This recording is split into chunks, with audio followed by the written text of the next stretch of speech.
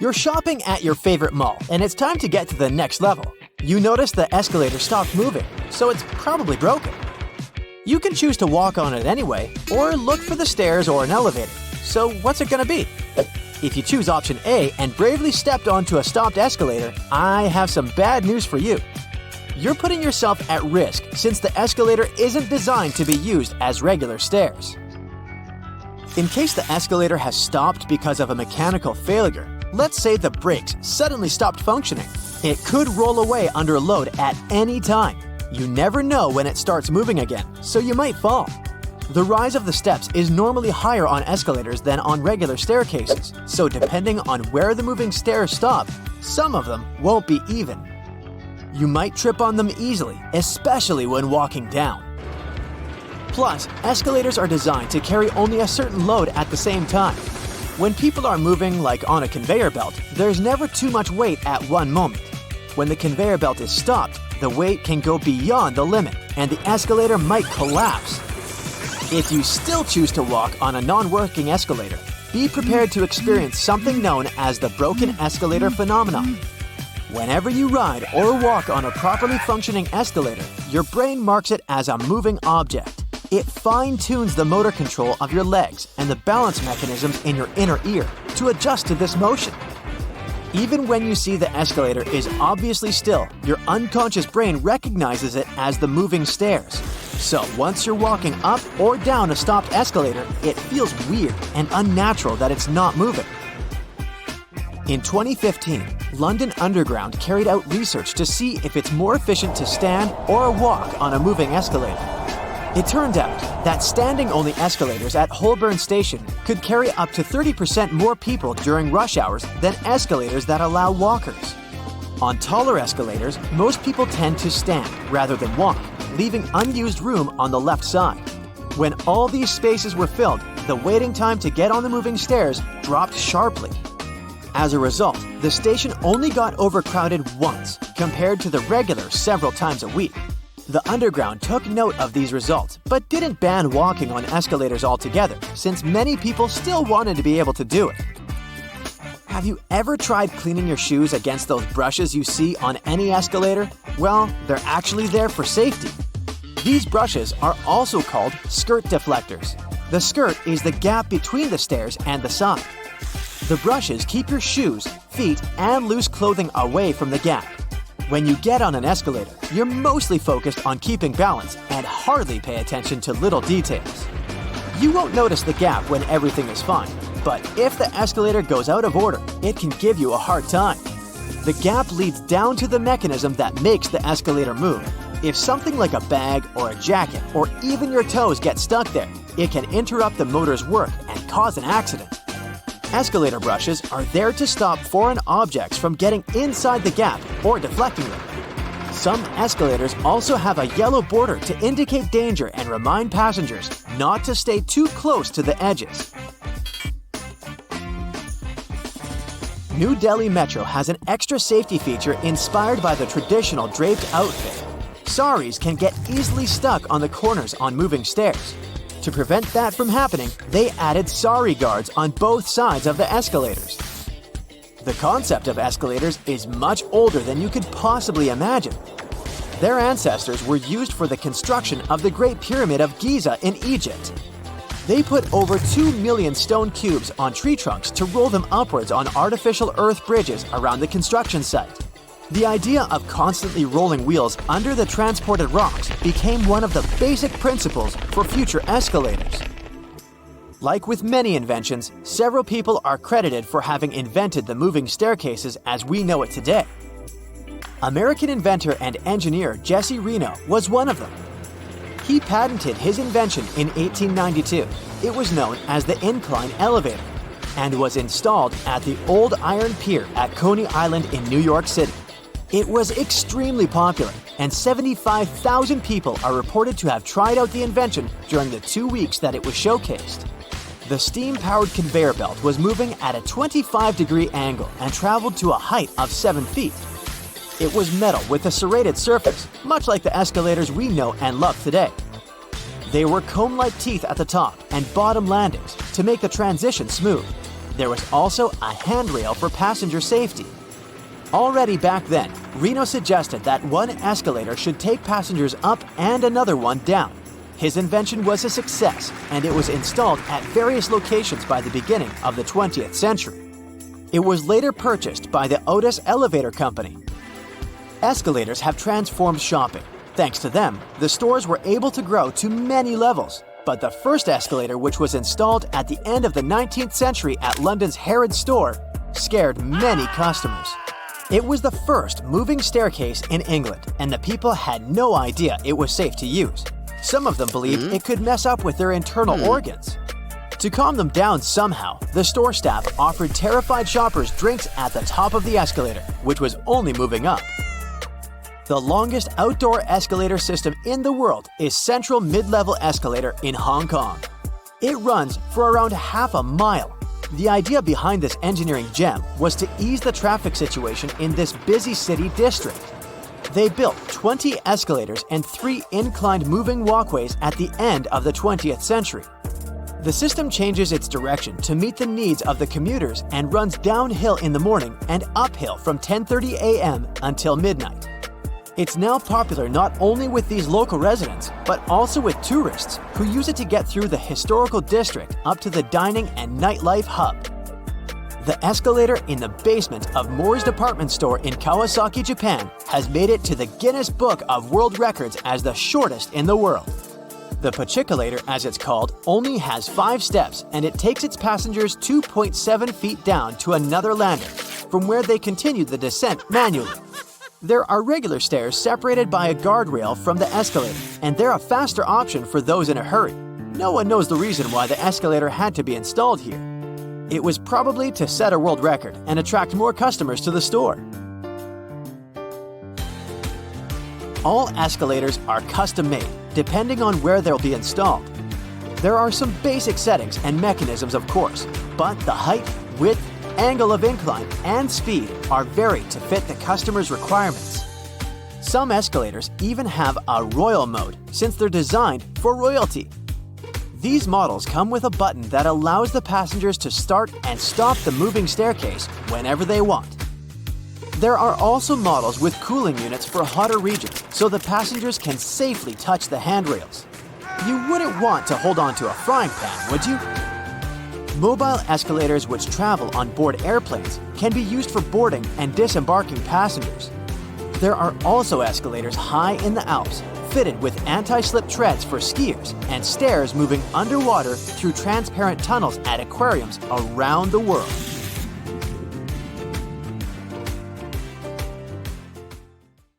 Well, here's quite a list for you. Yellow fever, malaria, Zika. These are just a few of the nasties you might pick up if you fly in shorts. Sure, the cabin might look clean, but check it out under a microscope and you'll see a different story. Take seatback trays. They're gross, with over 2,100 colony-forming units per square inch. Who knows how clean the actual seats are? Airlines aren't exactly shouting about how often they deep clean. Probably not more than every 1 to 3 months. Now, if you think planes get a good scrub down before every flight, think again. Every minute of delay costs an airline about $100, so there's not much time for a thorough cleaning. The crew does what they can, but wearing shorts is still a bad idea. You'll expose your skin to all that grime, and let's face it, you won't jump in the shower the second you get off the plane. So do yourself a favor and wear clothes that cover your skin. Plus, sometimes it gets excessively cold on a plane, so shorts will make you ask for a blanket on a plane. Now, listen closely, you don't want to do that. Those pillows and blankets are reused constantly and not always cleaned thoroughly. Let's just say short turnaround times between flights make proper washing unlikely. But even if they are, airlines use industrial detergents to wash pillows and blankets. You see what I'm driving at? Either make sure to wear proper clothing or bring your own blanket. If there's something you should totally wear on a plane, it's slippers. Yep, the ones you snagged from the hotel the last time you traveled. They're a lifesaver when you want to ditch your uncomfortable shoes but don't want to flash your socks, no matter how cute. Slippers are easy to slide on and off, making them perfect for those mid-flight bathroom trips. At the end of the flight, you can toss the slippers away. No muss, no fuss. During takeoff and landing, the air pressure changes super quickly, which can lead to ear discomfort and muffled hearing, something called barytitis. Simple things like yawning, chewing, or swallowing can help your ears adjust to the pressure. But if you're asleep, you're not doing any of that, so your ears will struggle. Plus, takeoff and landing are when most accidents happen, so it's crucial to stay alert and be ready for anything. And your ears will thank you. Now, not every life hack you see online is worth trying. Take this one that went viral on TikTok. Millions of viewers watch passengers pulling their knees up to their chests, feet at the edge of their seats, with a seatbelt fastened around their feet. But you shouldn't do that. First off, it's against the rules. Official guidelines say seatbelts should be worn properly across your lap. Next, in this position, a sudden impact could force your face or chin into your knees. Plus, a properly worn seatbelt helps you keep restrained during sudden altitude drops, preventing you from being thrust upwards. Finally, if you injure yourself or others by sitting this way, you could be held liable for any costs incurred, like if the plane has to make an emergency diversion. Well, you know the drill. Tray tables up, seat backs upright. But why is this so important? It's not just an airline preference, it's the law, according to the U.S. Code of Federal Regulations. The thing is, upright seats provide more structural support during impact. A reclined seat can act like a catapult during a sudden stop, projecting you forward or slam you backward in case of sudden acceleration. Takeoff, approach, and landing are the riskiest phases. About 67% of fatal accidents happen during these times. Cruising is the safest phase, so feel free to recline once you're at altitude. Now, in case of an emergency on a plane, you'll only have around 90 seconds to evacuate. Dimming the cabin lights during takeoff and landing when it's dark outside is all about safety. This helps your eyes adjust to the darkness, making it easier to evacuate if needed. It can take up to 30 minutes for our eyes to fully adapt to low light, and having sharp vision can be a lifesaver in an emergency. Plus, with your eyes adjusted, you'll see the floor lights guiding you to the exits more clearly. On the flip side, if it's bright outside, the cabin lights stay on so that you're not blinded upon exit. These small details make a big difference in creating the best conditions for a quick evacuation. You'll also notice flight attendants asking passengers to close tray tables, stow bags, and put seats upright. This clears the pathways to the exits, and they might ask you to open your window shade so they can spot any external hazards like fire or debris that could hinder an emergency evacuation. Well, it's time to have lunch. Well, sadly on a plane it won't be as yummy as back on Earth. But why does food taste a bit off when you're flying? Let's first figure out how we perceive the taste of food. It's not only about your mouth, it's also about your nose. The dry air and pressure changes in the cabin can reduce your taste bud sensitivity by about 30%, making food taste different in the ear than it does on the ground. As for your nose, well, let's just say it has a hard time distinguishing flavors when the air humidity is only 12%. In total, there are 5 basic tastes: saltiness, sweetness, bitterness, sourness, and that savory flavor often called umami, which is Japanese for delicious taste.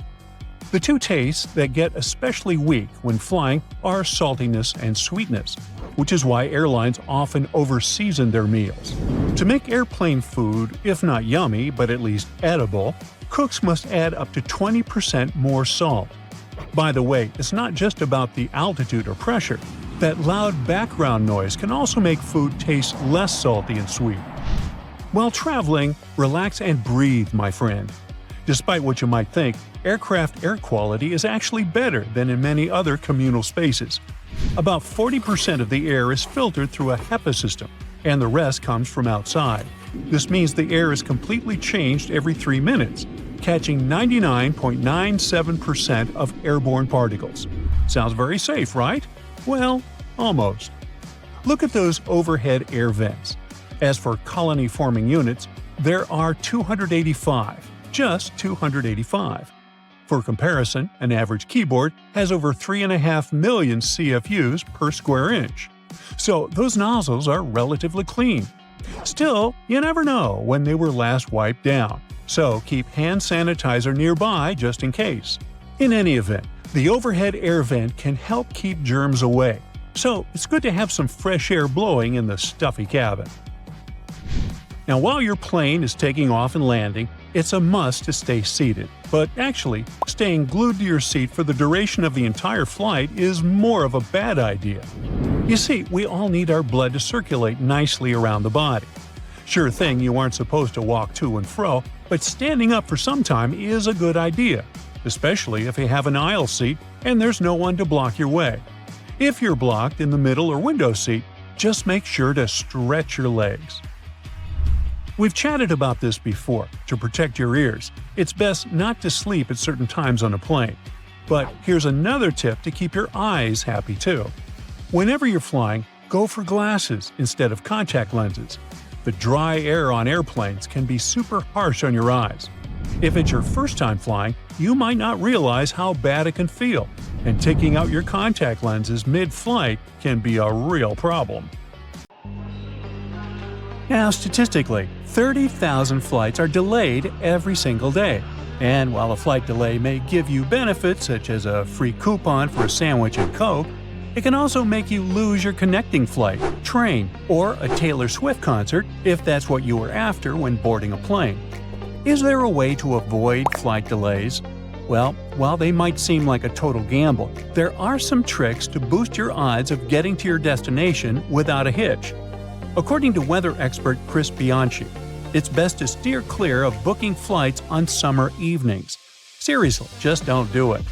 Late afternoon and evening flights during the summer months in the U.S.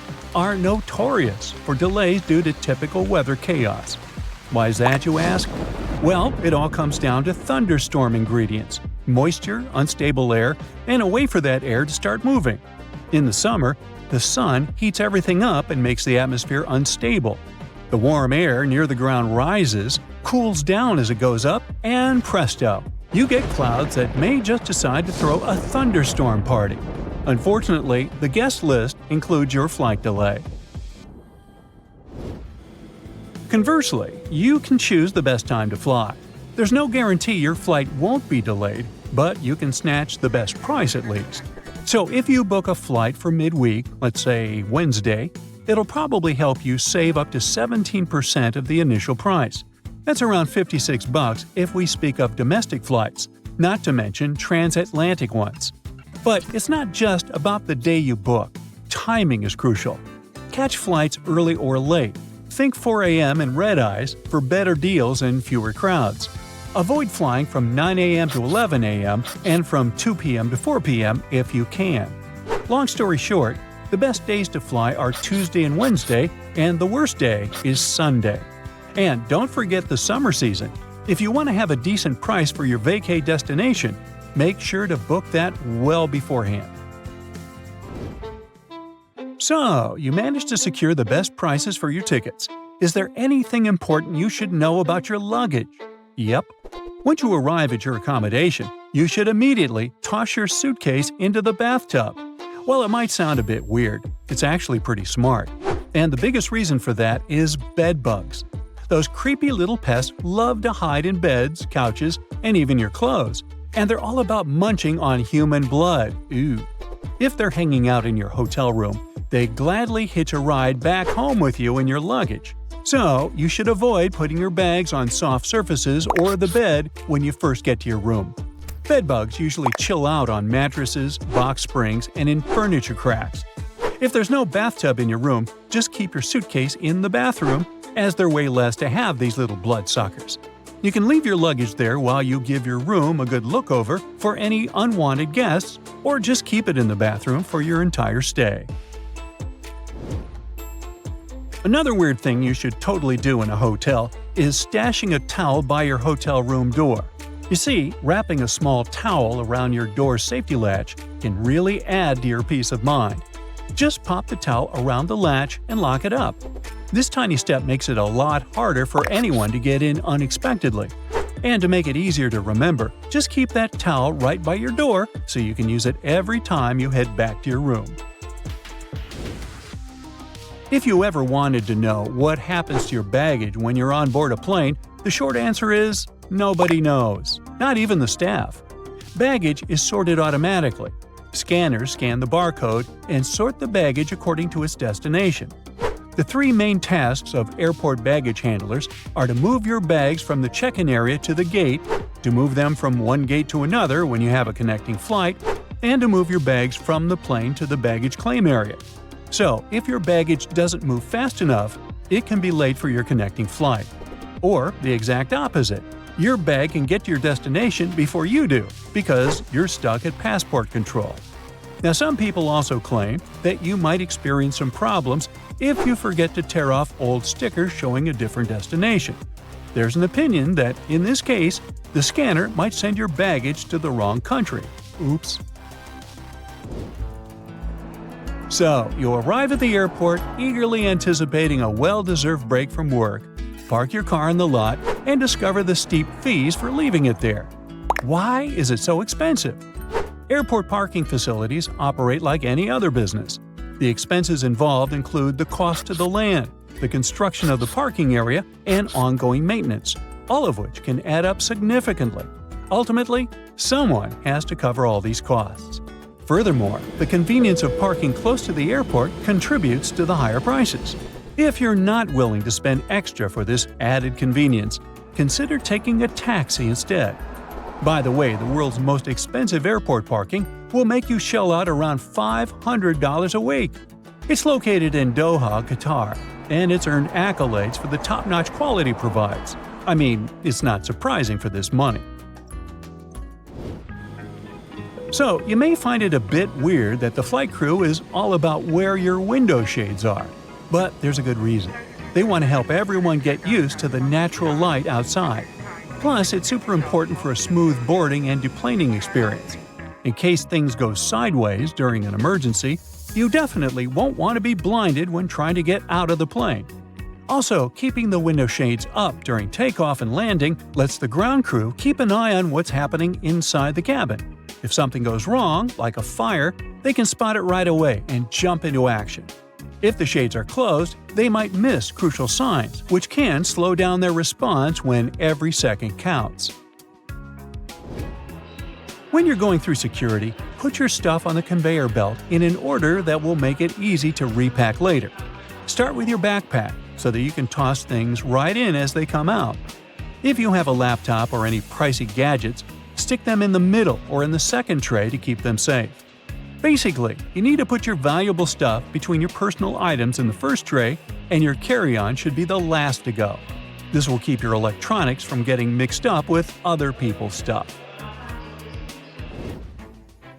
When it comes to packing, you should totally think about just going with a carry-on for a change.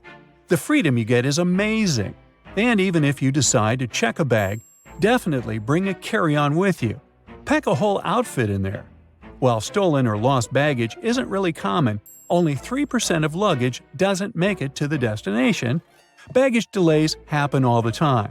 So, having a backup outfit will save you from looking like a hot mess while you wait for your stuff to show up. We all love snagging those emergency exit rows for some extra legroom, but let's chat about which seats you might want to steer clear of. First off, avoid the seats directly in front of the emergency exits. They usually don't decline. And if you're eyeing those seats in the very back, keep in mind they don't recline either. But hey, there are some perks to sitting in the back. You'll be super close to the bathroom, and there's a good chance you might get a whole row to yourself since most folks usually skip the last row. Oh, and if you're looking for tips on seat choices for different planes, there are plenty of websites that can help you find the best spots and warn you about the ones to avoid, like those without windows. So there. Walking on pool covers is just asking for trouble. Seriously. They might look harmless, all shiny and tempting, but some models aren't built to handle our weight. Fall through and you're in a whole world of trouble. First, you'll likely struggle to find the hole again, and once trapped, good luck trying to escape.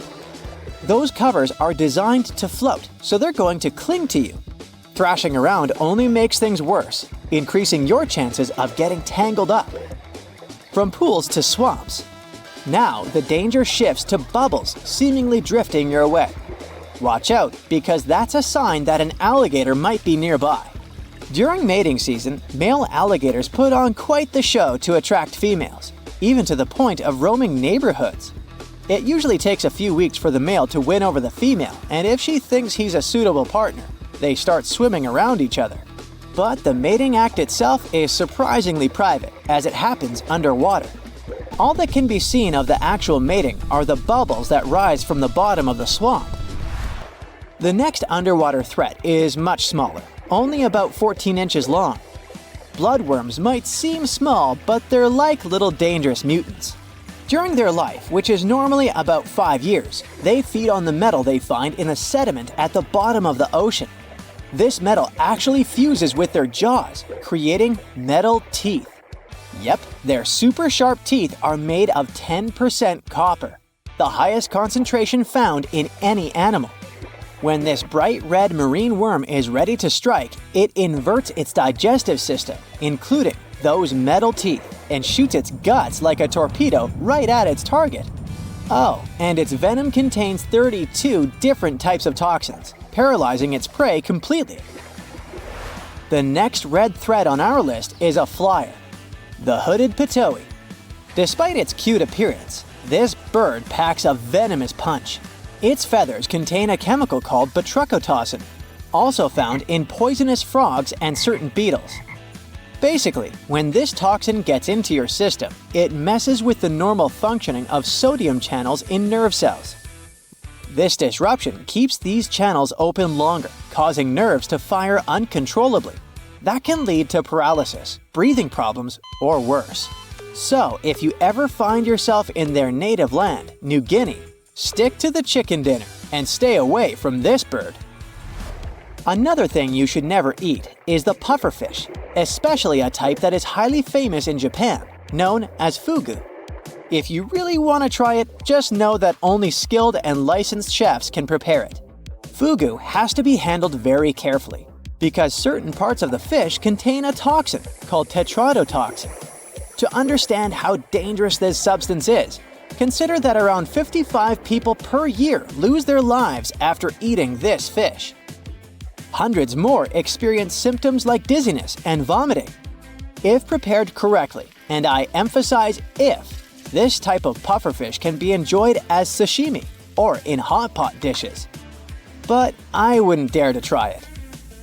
If you ever stumble upon a foaming watermelon, do yourself a favor. Don't eat it. The foam coming from the cracks in the rind happens because it's grown in super hot weather. In the US, for example, this fruit comes mostly from Florida, Arizona, California, Delaware, and Texas. When watermelons grow in that heat, they start fermenting. Once this process begins inside a watermelon, it creates the perfect environment for toxic pathogens to flourish. Trust me, that's not the flavor you want to explore since it can make you sick. Plus, if the fermentation process builds up and you decide to cut the watermelon, be prepared for a fruit explosion. Get rid of stinky potatoes as soon as possible.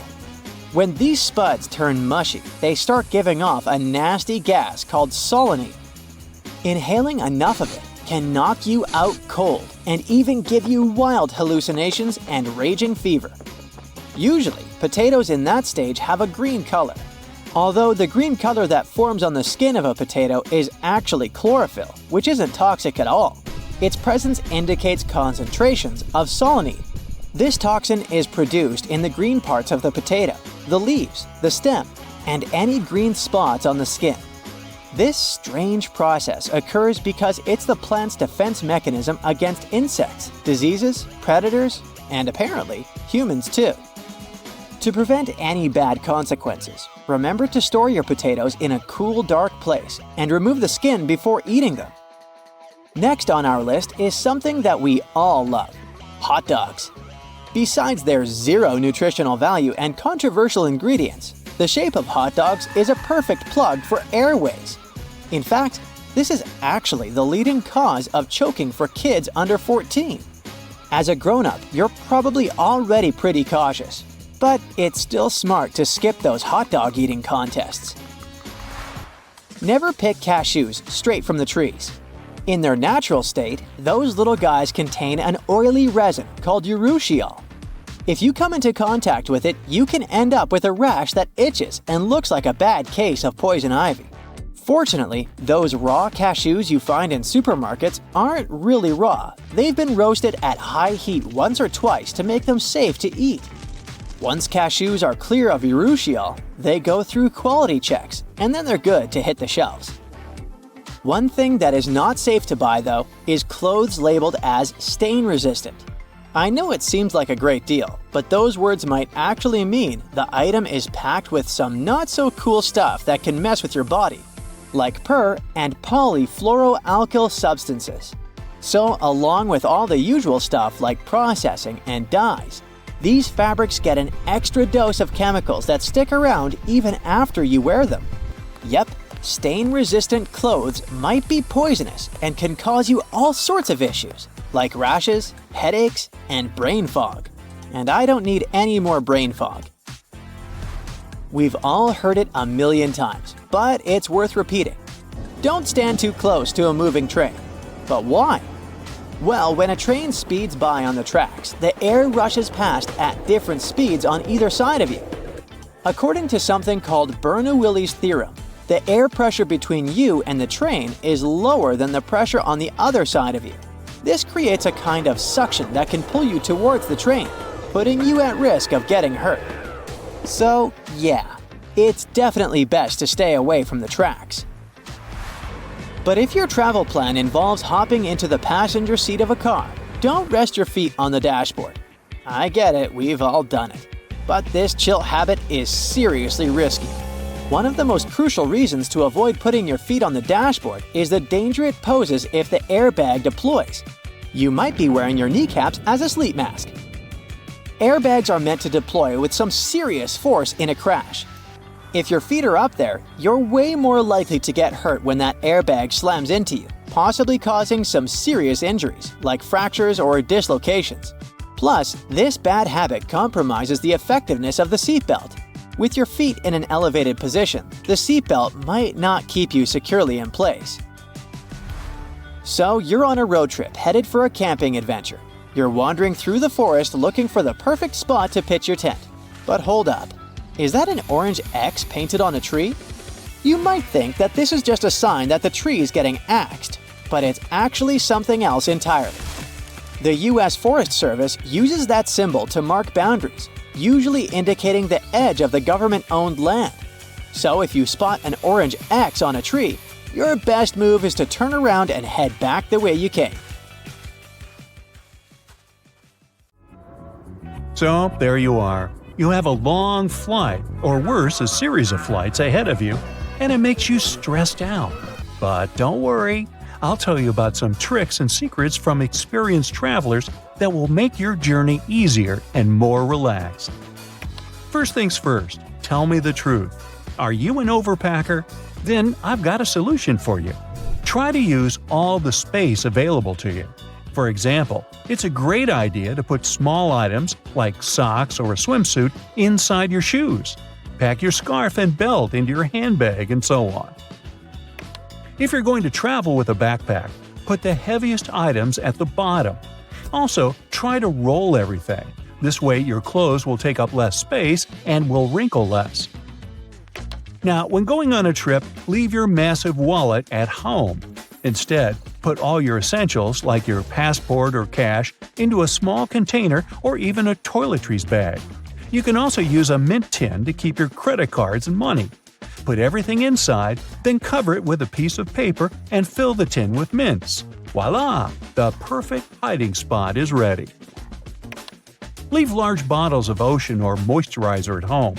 Get a contact lens case and fill its compartments with the products you need. It'll come in handy during the flight. The air is really dry inside the plane.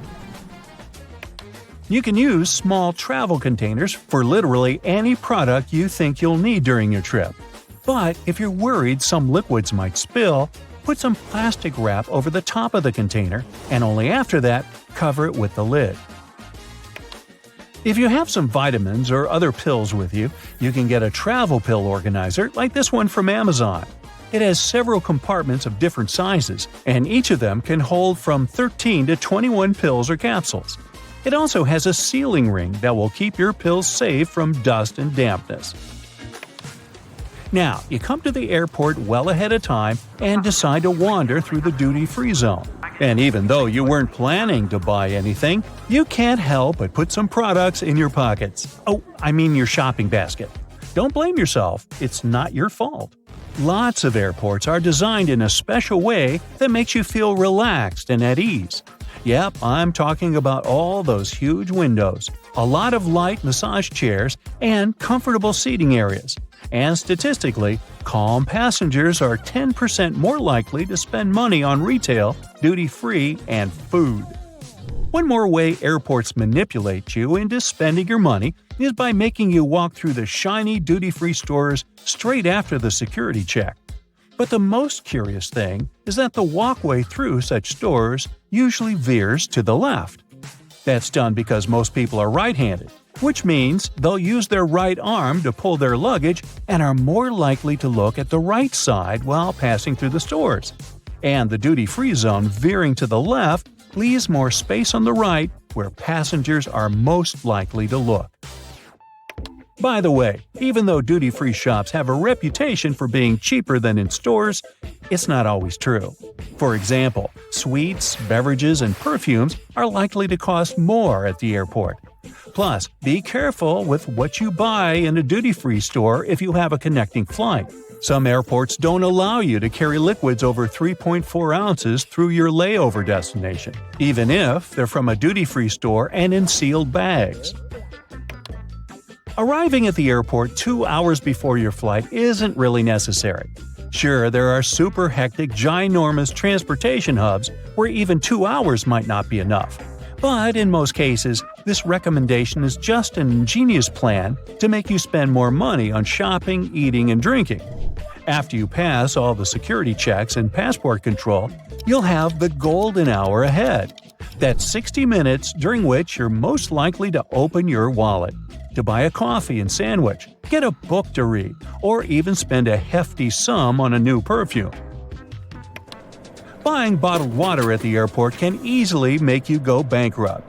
There's just one thing every traveler should know. There's free water at most airports. Just bring an empty water bottle through the security check and find a water refill station. These places are usually located near restrooms. If you can't find a modern refill station, there must be at least a water fountain. Now, if you have an opportunity, don't exchange cash at the airport. You'll never get a good rate there. Those who have forgotten to buy some currency beforehand can instead order it online and collect it at the airport. Some services only need a few hours' notice for such an order. Or it might be even better to use an ATM to withdraw some cash at your final destination. Now, to make your trip more stress-free, invest in a high-quality suitcase. This way, you'll be sure that its zipper won't break and your stuff won't end up scattered among other people's luggage. The best option is to get a lightweight one, too. You don't need additional weight while traveling, right? And spinner wheels will help you move your suitcase around much more easily. If there's a possibility, put an electronic tracking device into your suitcase before you check it. It'll help you track your bag during your trip. It doesn't have to be something expensive. You can get one at a reasonable price. Now, here's a very important tip. Take a picture of everything you've packed in your bag before you go to the airport. This way, if your luggage is lost, you'll be able to make a claim with the airline or your insurance company by showing them the items that have been lost. It's bound to increase your chances of receiving compensation for your stuff. You might also consider printing out a copy of your boarding pass and putting it inside your suitcase. This way, if your suitcase gets lost, it'll be easier for airport workers to identify it. Now, if you wear contact lenses, take them off before boarding the flight. That dry air inside the aircraft can dehydrate your eyes and make contact lenses immensely uncomfortable. Ow. When at the airport in a new country, you might be tempted to try some new food it has to offer or buy some unusual snacks to feast on later on the plane. Well, don't do this.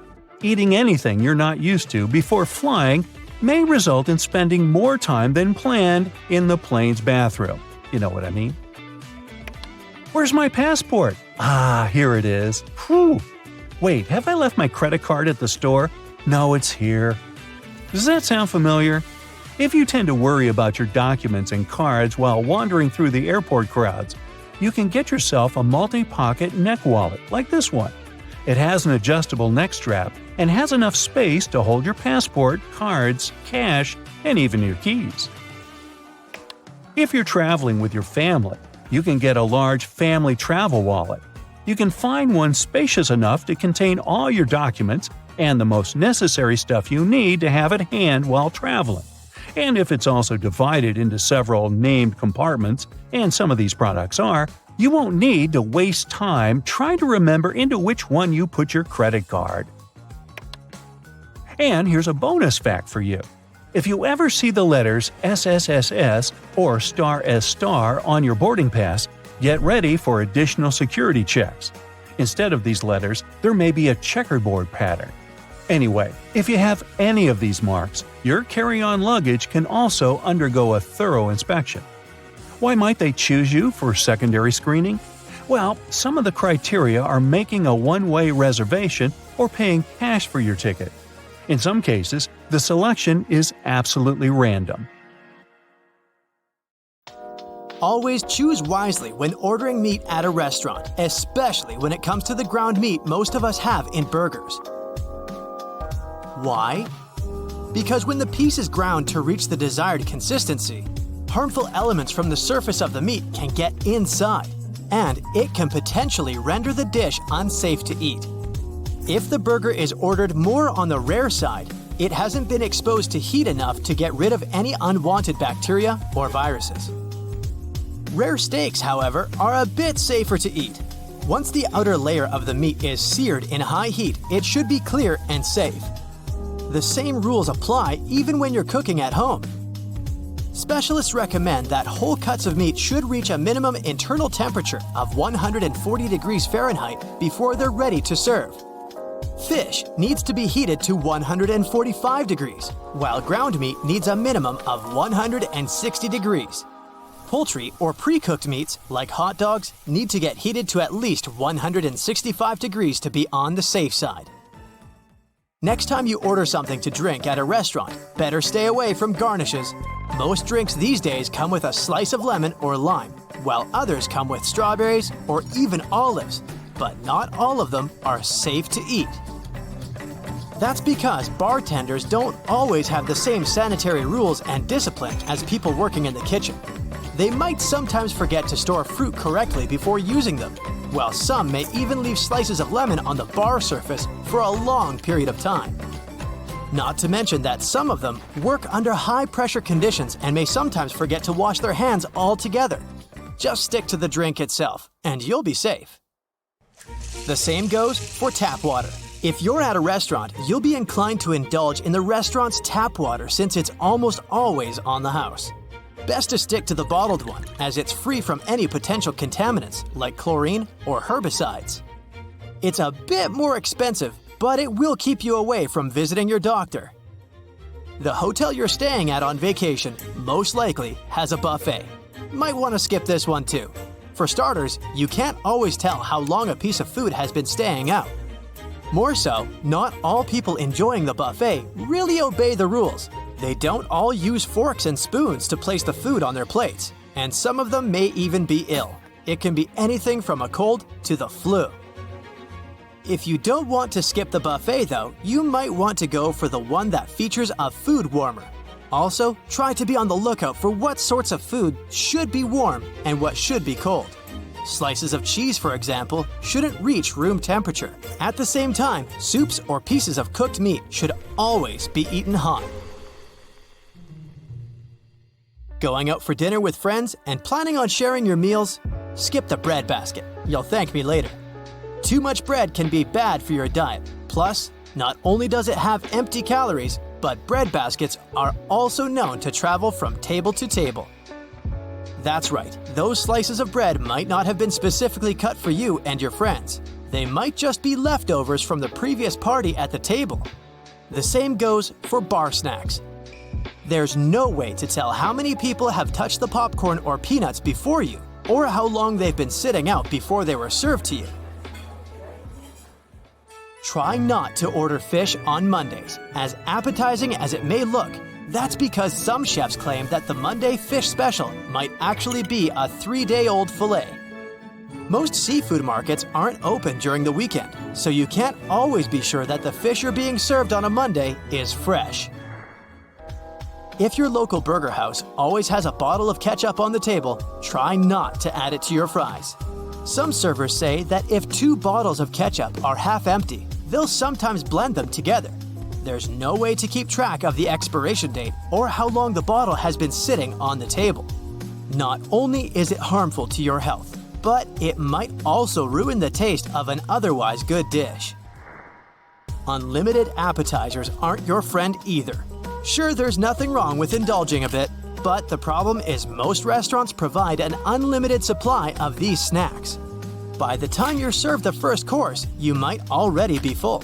To make sure you're not eating too much, you might want to skip on those peanuts or chips next time.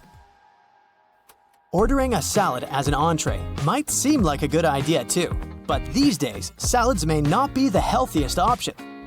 Most of them are filled with deep-fried pieces of food or have a lot of toppings like sauces or nuts.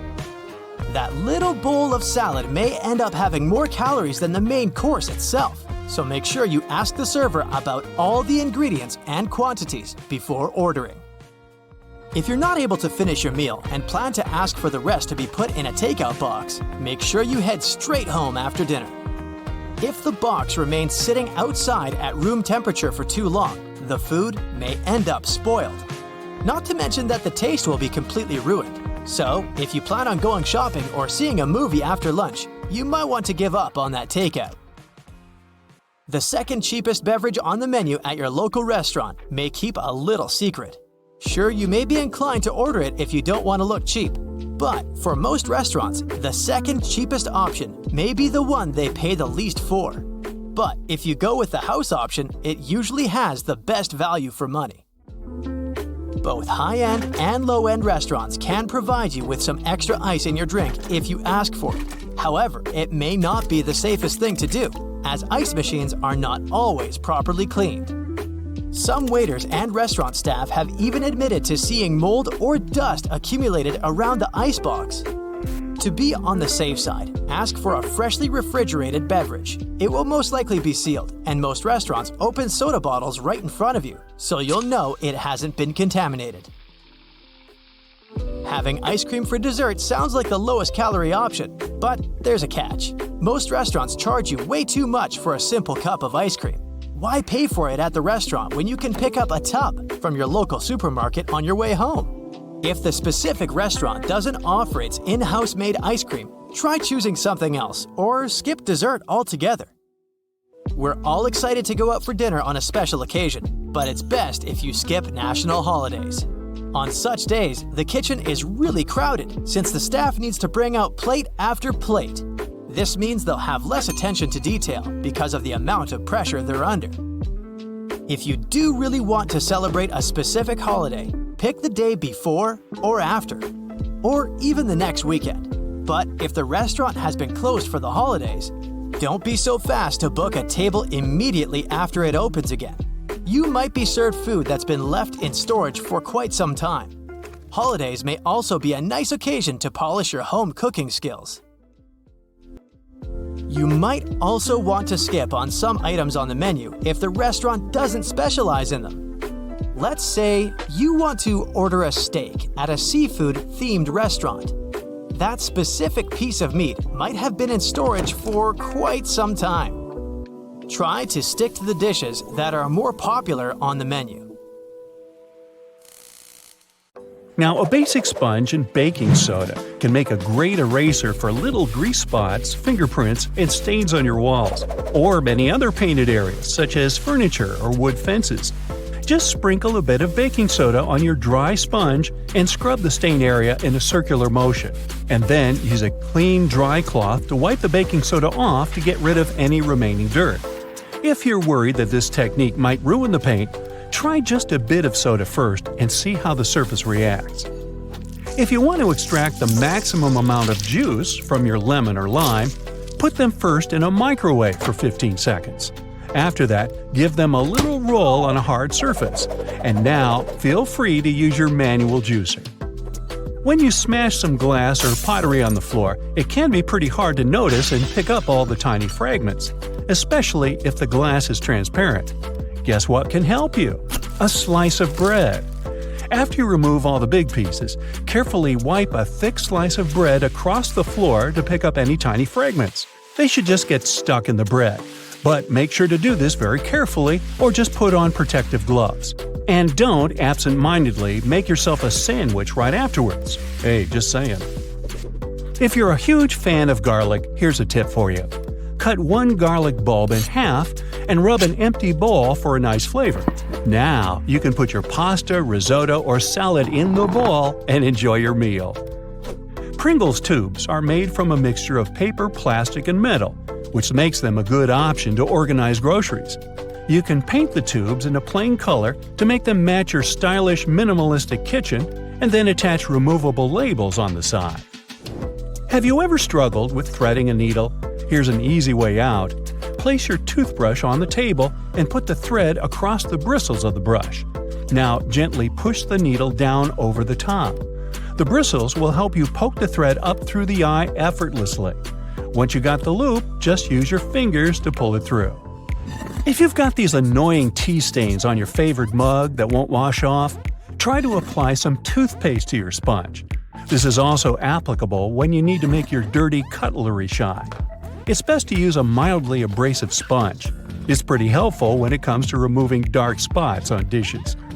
Now let's say you've recently received a really gorgeous bouquet, but the flowers got this sad look in a blink of an eye. You can extend their living very easily and almost free of charge. First, fill the vase or vase with fresh water and put a couple of teaspoons of sugar. This will help to nourish the flowers. Before you put the flowers back into the vase, cut about an inch off the stem, but make sure to slice it at an angle like this. This trick will increase the surface of water absorption. Repeat this with all the stems, especially with hard ones. Now put the bouquet back into the vase or vase. The flowers should cheer up within 12 hours. If you suffer from cold feet, put them into a vase or vase. No, wait. Use a hairdryer to warm up your slippers before using them. This tip is also applicable to your outdoor winter shoes. Speaking of feet, there's a great way to get rid of unpleasant smells. Apply about 10 drops of your favorite essential oil on 2 cotton balls. Now place the balls into the shoes and leave them overnight. Remove them in the morning and enjoy the fancy smell. You can also mix a couple of your favorite fragrances to customize your shoe fragrance even more. If your drain is a bit dirty and smelly, there's an epic tip to solve this issue. Put down a couple of spoonfuls of baking soda and pour down a little vinegar. And now step back and enjoy the show. It will foam up and help loosen any dirt. We've all tried to light a match outdoors in windy weather and failed. Well, we've been doing it all wrong. There's an easy way to prepare a matchstick in advance using a sharp knife. Carefully carve back the 4 corners just behind the head of the matchstick. Then repeat the same technique one more time so it looks like this. These 8 little splinters will help create a stronger wind-resistant flame. If you have a small wardrobe with limited space for hanging new clothes, remove some metal pull tabs from the tops of old drinking cans. They can make the perfect holding loops for fixing the second hanger. Just put the ring over the hook. This is how you can double and even triple the storage space on one hanging rail.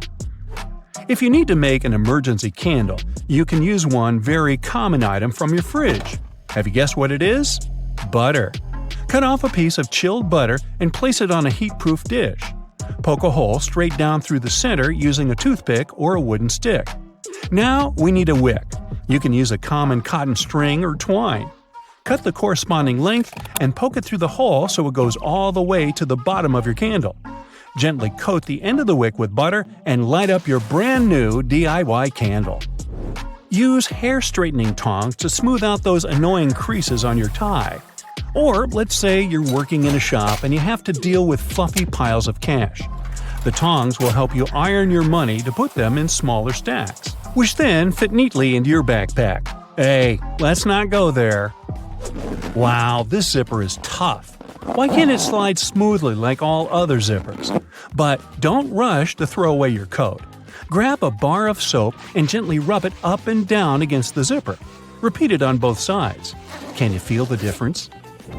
Cut one leg off your old tights and put 2 long cardboard tubes inside it.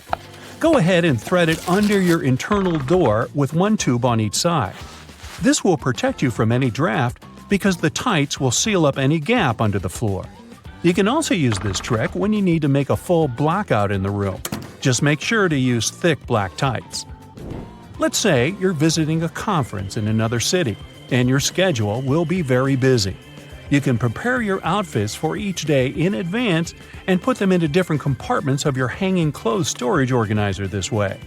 Now, put it right down into your suitcase, zip it, and you're ready to go. When you arrive at the hotel, you can just carefully pull out this organizer and hang it in the closet in just 2 seconds. But don't forget to take the shoes too. Is there a way to drive a nail into a wall without hurting your fingers? The answer is yes. Grab your comb and push the nail in between the prongs.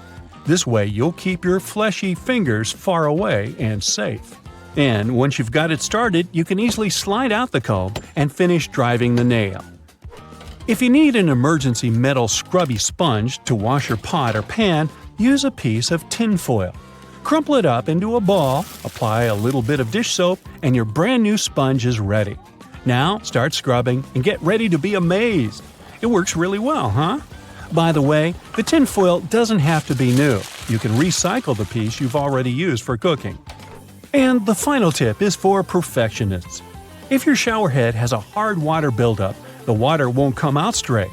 To fix this, fill a plastic bag with plain white vinegar. Then put the shower head inside the bag, attach it with a band, and leave it overnight. In the morning, you can give your shower head a little scrub with an old toothbrush or clothes brush. This should help remove the remaining hard water dirt. This trick is also applicable for faucet heads. You can easily slide most screwdrivers through a wrench and then use it to create more torque. This especially helps if you're dealing with complicated angles and heights. You can unfold those takeout containers into flat plates, which will make it much easier for you to eat from them. And what's even cooler, you can fold them back up when you're done, so you can take the leftovers home. Non-stick pans are great, but metal utensils aren't a good idea when you use such pans. It might not be visible at first, but the metal spoils and scratches that non-stick coating on your pots and pans. This way, your cookware won't last long. Even worse, the non-stick coating contains harmful substances that may get mixed with your food. Most people subconsciously tend to buy a medium-sized soda. But it just encourages fast food retailers to make all sodas bigger and charge more for them. Many people buy medium-sized beverages even when they're not so thirsty, just because it looks like a better deal than a small one. Also, the medium size is in the strategic position right next to the large one. So even when it's expensive, it looks like a fair deal. For example, when you see 2 bottles of soda, one for $1 and the other for $3, many would choose the small one to save $2. But when you add a third size, which is even more expensive, it looks like you're getting more for your $3. Even though a medium-sized bottle is way smaller than a large one, but costs just around 50 cents less. The delicious Toblerone chocolate has an interesting design. Since the chocolate is produced in Switzerland, many people think its unusual triangular shape is supposed to remind them of the Swiss Alps. But in reality, the purpose is practical. Chocolate pieces are triangular so that you can press one with your thumb and easily snap it off. That's supposed to be the perfect size serving, but who can stop after just one? Now, how about we talk about detergent? Okay, its purpose is quite obvious. I bet you use it in the wrong way.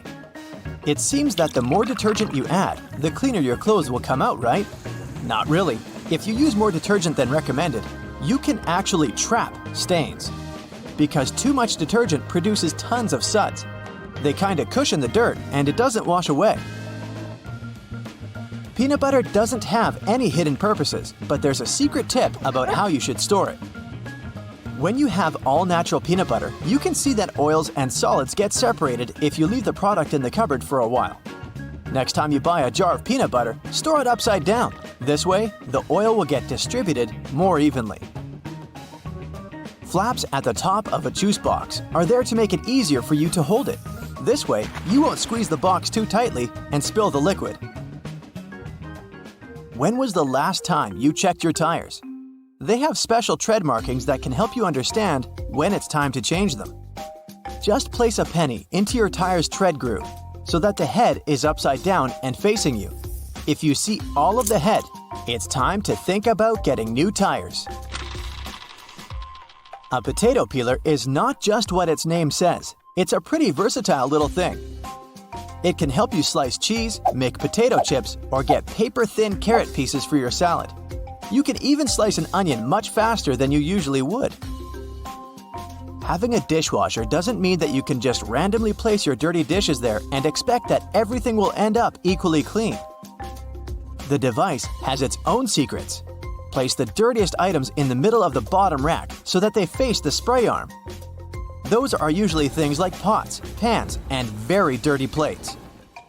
Don't put big items over the detergent dispenser because they might block the soap and it doesn't get distributed the right way. Using a staple remover is a great way to pull your keys off the key ring. There's no need to ruin your nails, and if you want to add a new key to the ring, just take a staple remover and wedge its teeth between the coils. You'll create more space once you press it down. Most people use too much toothpaste when brushing their teeth, while a pea-sized amount is more than enough. It just looks better on ads when people use larger amounts. Don't fall for this trick.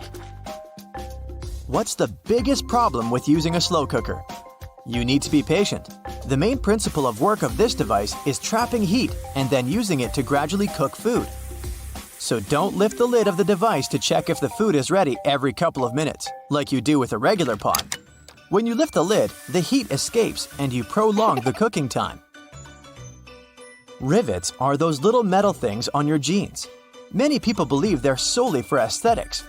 But the manufacturers used to place rivets in the areas where a piece of clothing was more likely to tear and where there was a lot of strain.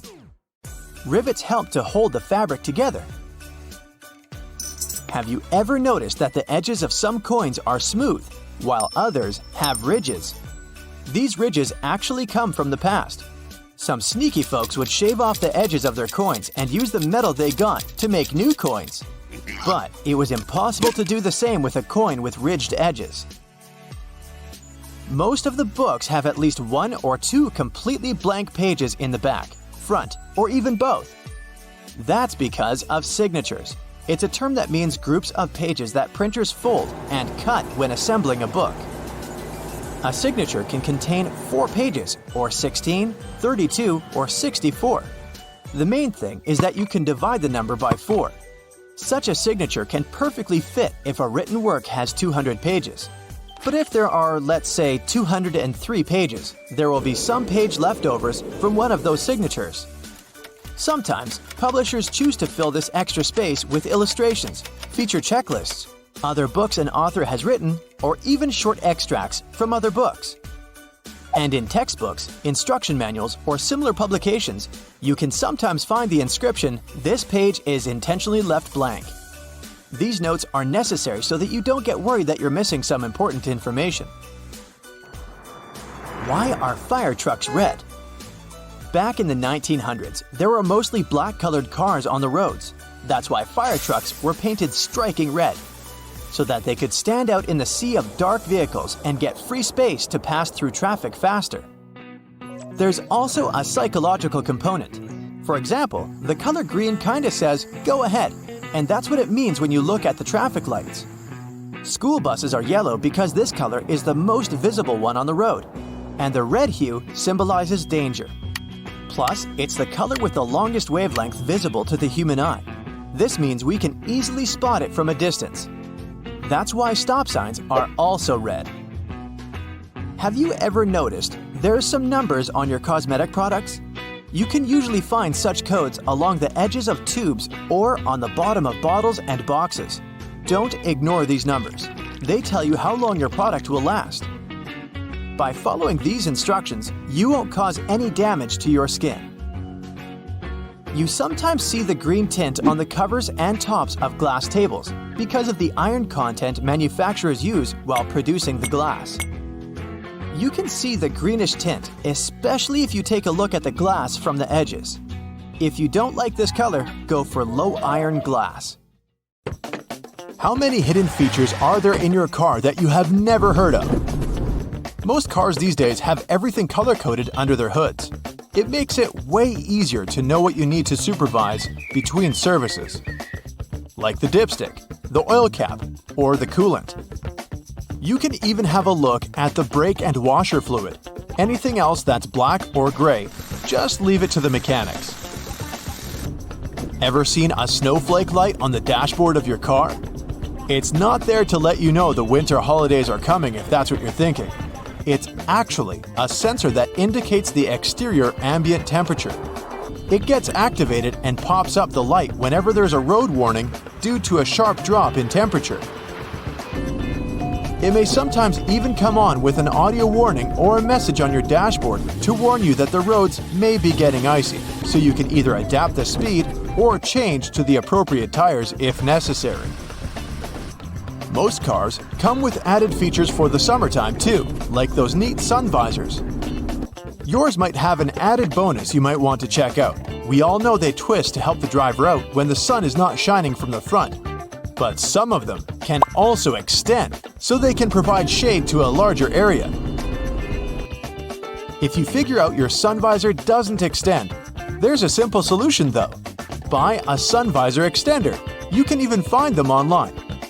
They work by being attached to your existing sun visors or windows for better shade coverage and visibility.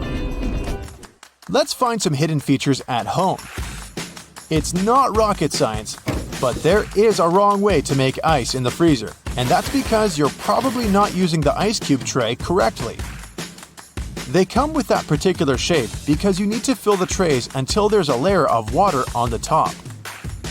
This layer will help remove the cubes faster from the tray because it will crack when twisted and leave each cube poking out.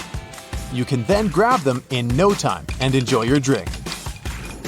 If you find that the heat on your oven is too high or you need to cook some delicate dishes that require more control over the temperature, there's an easy way to adjust that.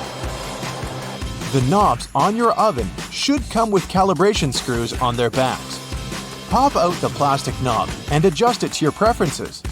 Be sure to disconnect the oven from any energy source before doing it. Do you know what your stove and your car have in common? They both have hoods that you can open if you need to have a peek, or if they need some cleaning.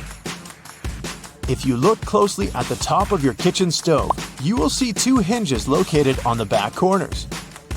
You'll be able to easily lift it up and clean out all the grime that's been stuck in there. Ever wondered why glue doesn't stick to the inside of the bottle? The answer is a bit more complex, depending on the type of glue. But the simple response is, well, it doesn't have any air in there. PVA glue contains some molecules called polymers and water. When the glue is out, the water evaporates, leaving just the sticky polymers behind. Things are more or less the other way around with superglue. It has a chemical that solidifies as soon as it hits water vapors in the air. Did you know Microsoft Word has a feature that you can use for references and a bibliography? It's not only helpful for keeping track of everything, but it also automatically formats all the information accordingly. If you like to surround yourself with as many houseplants as possible, Here's an easy way to figure out if they need watering. Stick your fingers into its soil.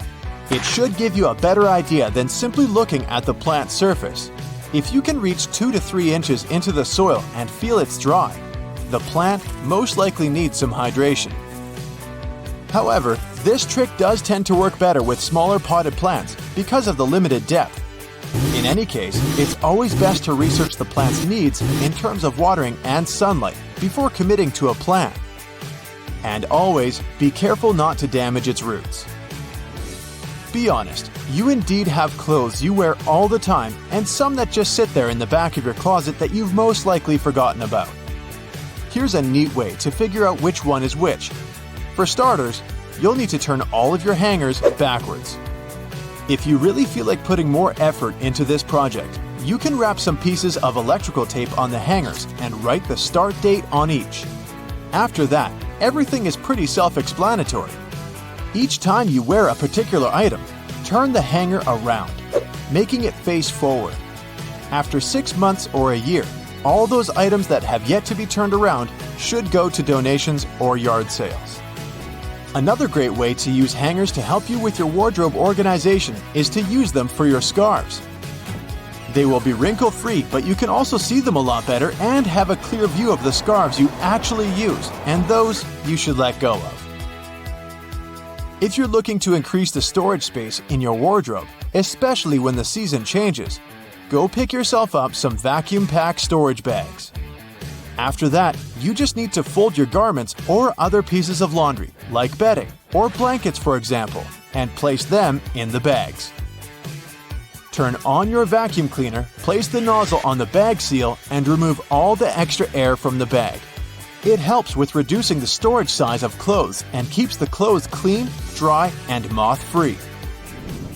Should you have an empty basket lying around and you aren't sure if you want to recycle it just yet, you can always repurpose it as a cool lamp. Wicker baskets work best for this. Just cut a small hole in the bottom of the basket and place a pendant light kit there. You can even paint it manually, or spray paint if you need it to be in a particular color. Another way to neatly repurpose things around the house is to use leftover cookie jars to store dryer balls, but the sky's the limit here. You can also use dryer sheets to remove dust from screens around your house, like computers, laptops, or TVs. These items are electrically charged, so they generally attract a lot of dust particles. Dryer sheets are made to reduce static cling, so they won't only remove the dust but also help keep it at bay for a longer period of time. Dryer sheets also help out if you're having a bad hair day, believe it or not. They can seriously help out taming flyaways whenever your frizz just gets out of control. Run one of those dryer sheets from the roots of your hair all the way down to the tip, and be amazed.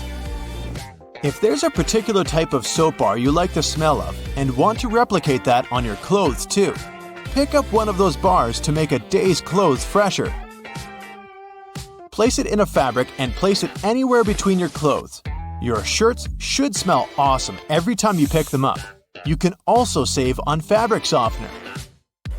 I don't know about your washing machine, but mine does love to jump, I'll tell you that. If yours tends to run out of its designated place, especially during those intense spinning cycles, it happens because it's not perfectly fixed to the floor. The good thing is that most modern washing machines can self-level since they come with a pair of legs.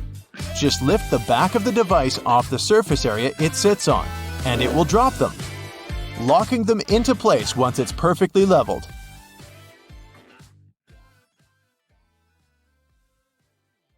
You're staring at the supermarket shelf, thirsty for some water.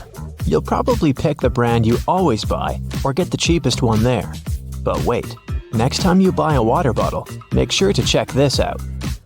Now, did you know that before you purchase anything that comes in a plastic bottle, the first thing you should do is look at the bottom? That's right, turn it over and look for the recycle symbol with a number inside of it. These numbered triangles actually indicate what kind of plastic was used in the production of your bottle. So, if it's marked with the number 1, know that it's only safe for single use. It means that if you let your bottle be exposed to sunlight and warmer temperatures, it will most likely start releasing toxic substances into your liquid. and drinking that will not be fun for you at all. Now, if the number inside is a 3 or a 7, best to avoid it in general. This is so because these bottles will most likely already be releasing chemicals that penetrate your drinks or food. And, as we know, lengthy exposure to it can result in severe health problems. Best to keep on the lookout for numbers 2, 4, 5, or the letters PP. These are the safest ones to consume from. They are suitable for multiple uses, and you can store them for a long time. But remember, store mainly cold water inside of them and disinfect them from time to time. Putting any type of hot liquid inside of water bottles will mean the liquid inside will absorb the chemicals from the plastic.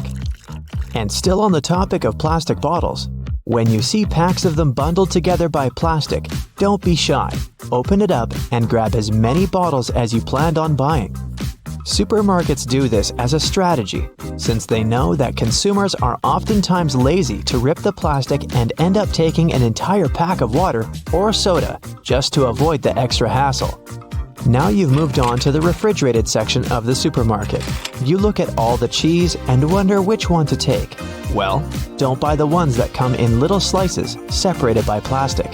Maybe we shouldn't even call this cheese, as the content of actual cheese is less than 51%. The manufacturers actually have to label them cheese product instead of cheese, and if you look for the fine print, you'll find this stamped somewhere in the packaging. When you're buying hard cheese, you should pay attention to its color, textures, and above all, the holes. First, the cheese must be uniform and without a white crust. And instead of picking cheese that has uneven and asymmetrical holes on it, you should go for the ones whose holes are evenly distributed on the whole chunk of cheese. Oh yeah, and before buying, try squeezing the cheese. It should immediately restore its shape. And there you go, you've got the perfect cheese to buy. Then fish. When picking it, make sure you take a good look at its eyes. And no, it shouldn't be love at first sight. You just need to check if the fish's eye is bright. Clouded and bulging eyes mean that the fish is old and probably past its consuming period. And for the meat lovers out there, make sure you're not buying glued meat. Oh yeah, you heard it correctly. Meat manufacturers have developed the habit of gluing together some pieces of meat before selling them. With the help of a little white powder, manufacturers glue together small pieces of meat in order to sell higher quantities of meat. It stretches the meat supply and helps meat producers to save money by reducing the waste of smaller pieces of meat. To make sure you're not buying glued meat, make sure to look for cracks in packaged meats. Even if that glue can put together meat fiber, it won't hold the fat. So if you've got cracks in the fat, that means that someone tried to glue together 2 or more pieces of meat. And even if you spot some cracks on the fiber, that can be the glue wearing off. Try this shopping hack and never buy glued meat ever again. Then kiwis. Don't buy them if they're way too soft. As it happens, kiwis that are super soft are also extra rotten or overripe. Well, maybe extra rotten isn't something that actually exists, but you get the idea. When kiwis get too soft, they release something called ethylene, which gives the fruit terrible acidity. To know which ones to buy, press your fingers against them and check their consistency. If your finger dips too much, it's a bad sign. But if it dips just a little and the fruit quickly recomposes itself, that's the point you're looking for. Now, if you're trying to eat healthy, don't buy anything packaged that has more than 5 ingredients to it. The baseline is the more ingredients in a packaged food, the more highly processed it probably is. Of course, the quality of these 5 ingredients also counts. But do give it a count next time you're choosing what to buy. Potato chips. Who doesn't love a good crunch? Well, but did you know that most of the packaged potato chips are actually composed of only 42% of potatoes? In the end, it's your choice, but if I were you, I wouldn't buy them. Check to see the ingredients before cracking them open. And those pre-packaged bags of vegetables that tell you they have 8 pounds of potatoes or carrots or apples inside of them? Do you think they really carry the amount they're selling you? As it turns out, no. You can check each bag with a luggage scale to see how much they actually weigh. But usually, those 8 pounds turn out to be 6, and on it goes. It's not that supermarkets are trying to trick us, but it happens that these bags are usually filled in a hurry by packagers. Sometimes, they don't really weigh the amount of produce they're putting into these 8-pound bags. Now, even if you prefer the pink-colored razor blade, don't buy it. Have you ever heard of something called the pink tax? As it turns out, goods that are made for women and girls end up costing 7% more than the same product made for the men and boys market share. It's believed that women are better customers and will pay the extra price for the same products. But if you're looking to save some money, just buy the blue ones. Now, before you buy fresh produce, make sure you take a good look at the PLU codes. In case you don't know, PLU codes are 4-digit or 5-digit numbers that appear on a small sticker that is applied to individual pieces of produce in the USA. A 4-digit code means that the produce was grown in a traditional rather than organic way. Make sure you do take a look at each individual product before they can get mismatched on the shelves. Now, 5-digit codes that begin with the number 9 almost always indicate that the product was grown organically. So, if you're looking for organic produce, these ones are the way to go. Never buy green potatoes. Green potatoes are something that actually does exist, and even if most of them never make it to the store, be aware. Green potatoes can cause health problems and are far from the best quality of potato to be ingested. They become green because they weren't stored properly, or they were way too exposed to sunlight. The green in them is an indication of certain levels of toxins that are harmful to humans, so steer away from those. Don't buy coffee that is older than 18 months. Look at the best before date when shopping. And if you get the chance, prefer whole beans rather than grounded coffee powder. The beans preserve the antioxidant properties from the coffee, and grounding them up just before drinking them is usually the best way to benefit from all the healing qualities of coffee. And last but not least, do your online shopping between Tuesday and Thursday. It may sound strange, but studies have shown that the best way to catch up on really good deals is to shop between these days. Prices are as low as they can get, and if you're looking to save money, forget Sundays. That's a total no-go. Well, do tell us in the comments if you've learned something new today, and remember to stay on the bright side of life. Hey, I hate to break it to you, but if you got pickpocketed, the chances are you probably let them steal your hard-earned money. Well, enough with brutal honesty. Now on to the ultimate tips to prevent it from happening. Scammers can be quite clever, and they may use tactics that will lead you to willingly part with your money. Before heading out, I strongly suggest researching common scam techniques. For instance, in Paris, there's a prevalent scam involving people who offer to help tourists in buying metro tickets. Here's how the fraud typically unfolds. After a long flight, you take a train to central Paris and arrive at the metro station ready to buy tickets. As you approach the ticket machine, someone in regular clothing may approach you, claiming to be able to help. However, these people are not friendly locals, but scammers. Instead of purchasing the carnet, a book of 10 metro tickets as promised, they might only buy a child's single fare and keep the extra money for themselves. The best way to protect yourself from this swindle is to politely refuse any offers of assistance. Always buy your metro tickets directly from legitimate machines, which have multiple language options including English, or through an official kiosk or ticket counter. Now, let's imagine your belongings have been stolen. It's the worst-case scenario, but it can happen at any moment, even when you're in a public restroom and there isn't enough space for your luggage in the cubicle. The big question is, what are the 2 things you absolutely cannot travel without? That's right, your passport and your wallet. So make sure these essentials are always with you, no matter the situation. There are special bags designed for running that are made from thinner fabric. But if you want to avoid spending money on one, I completely understand. You can simply wear clothing that has enough internal pockets to keep these items secure, because external pockets can be risky.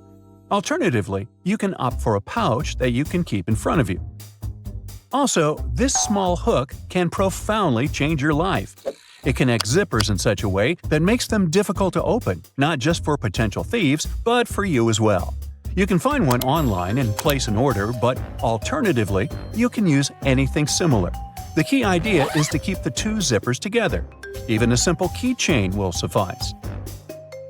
There's a vast range of travel-related goods available on internet platforms, but trust me, you can create most of them yourself. Take these socks with pockets, for example. They look cool, but you don't need a zipper on your sock to hide something. You can simply wear two socks, one shorter and the other taller. Hide your valuables in between them, then roll the taller sock down to seal the gap, preventing your belongings from falling out. The next tip is to research your destination beforehand. Not only should you consider safety concerns, but it's also important to familiarize yourself with local laws. Additionally, be sure to check health advisories. You may need vaccinations before traveling to certain exotic locations. Now, be careful not to get tricked by those "pack your luggage with me" bloggers. It could lead to serious trouble. The TSA is no joke. They must remain vigilant and thorough with anything that appears suspicious. After all, it's our safety. If you follow the questionable advice you find online, such as wrap your valuables in a diaper to protect them, you may end up with your belongings held for investigation and inspection, and you could face questioning by others. Never check anything you're not prepared to say goodbye to. For every 1,000 bags, 7 get lost. While some bags do get returned, you never know when that might happen. I once had my bag lost returning from a European trip, and it wasn't found until a month later. Needless to say, all the precious cheese I bought in Italy was no longer safe to consume.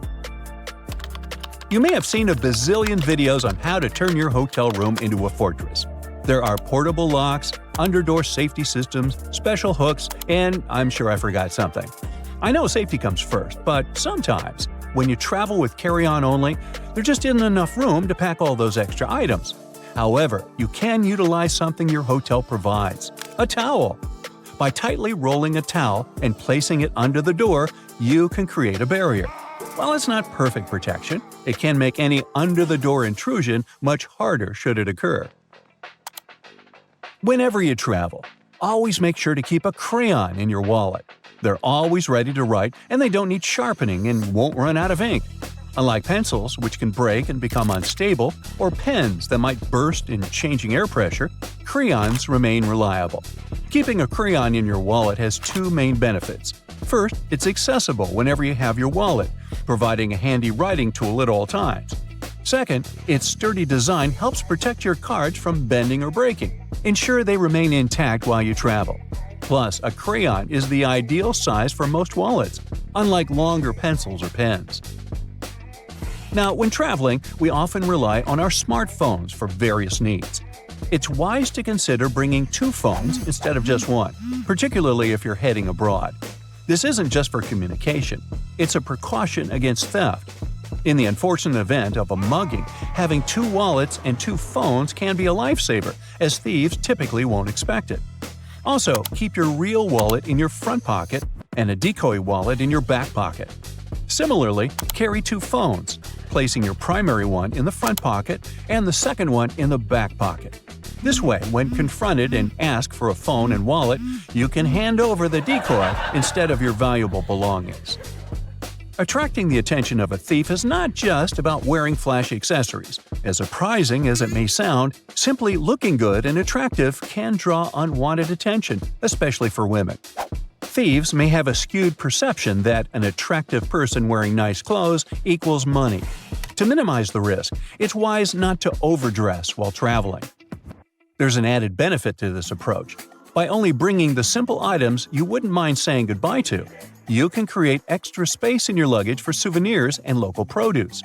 You can even leave behind old clothes in a recycling bin at your destination, freeing up room for new treasures without incurring hefty airport fees on your way home. Believe it or not, duct tape is one clever trick that can help you deter thieves. Even if you have a perfectly nice phone, laptop case, or backpack, making them look a bit shabby can be beneficial when traveling to dangerous destinations. Thieves typically target brand new or high-condition items that are easy to resell, and they're less interested in items that seem like they require more effort to sell. By the way, it's not just duct tape. Anything that makes your belongings look older or less appealing will work. Use dirty and worn phone cases or unattractive bags to conceal your valuables. Remember, you're on vacation, not at a fashion week. Hey, I've got a quick question for you. Do you know which spot is the most dangerous for pickpocketing? It's the Trevi Fountain, where many thefts occur. It's no surprise, it's always crowded, making it easy for pickpockets to operate. While this fountain is located in Rome, the Italian capital isn't as notorious as Barcelona, which is said to be the hottest pickpocket city on the globe. So, wherever you stop for a coffee in a nice bar in Barcelona, or actually anywhere in the world, your bags may become an enticing target for thieves. It's important to take precautions to keep your belongings secure until you're ready to leave. One effective strategy is to attach your bag to a sturdy object nearby. For instance, you might loop a strap around a chair leg, keep the bag on your lap, or place it between you and a friend. If a thief attempts to snatch your bag, these methods will make it more difficult for them, often leading them to abandon their attempt or get caught in the act. So hey, be careful and have a good time. Food is essential, right? Good news if you somehow find yourself in the middle of the ocean, you won't starve there. Almost all seawater fish can be eaten raw, just like sushi. Parasites can't survive in salt water, so this fish is pretty safe. Sadly, you won't have any soy sauce to dip your makeshift sashimi into. You won't starve in the middle of the forest either. Inner bark from pine, aspen, maple, willow, and birch trees are edible. And while it's not as yummy as sushi, it's still okay. Plus, it contains vitamin C. Also, using pine needles, you can make fantastic tea that will warm you on cold winter days. Now on to the bad news. Eating snow is a big no-no. And it's not about the suspiciously yellow type of snow. Snow will neither fill your belly nor quench your thirst. In fact, eating it can lower your body temperature, and your body will also need more water to melt the snow than the amount you will consume, making you even more dehydrated. Right, even if you look for food in your own kitchen, it can still be pretty risky. When making delicious pastries, keep the flour away from the fire because it is a highly flammable substance that can burst into flames in seconds.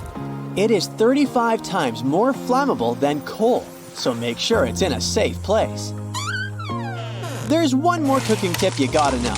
If oil catches fire, don't try to put it out with water, it'll only make it worse. Instead, you should throw baking soda on it if the fire is small. And if it's a bigger one, use a fire extinguisher. You can also put a lid on the pan. The oxygen will soon run out and the fire can't survive without it. Imagine you're walking near a lake or a pond with your dog, and you see a kangaroo in the middle of the lake. Whatever you do, don't try to help it, and keep your dog on a leash. Kangaroos do this when they feel threatened by a predator. And when the unlucky predator enters the water, the kangaroo can drown the animal. It has been reported that many dogs have been hurt this way, so make sure your pooch and you are safe. Stay on the bank. Hiking is fun, but there are many dangers lurking in the forest.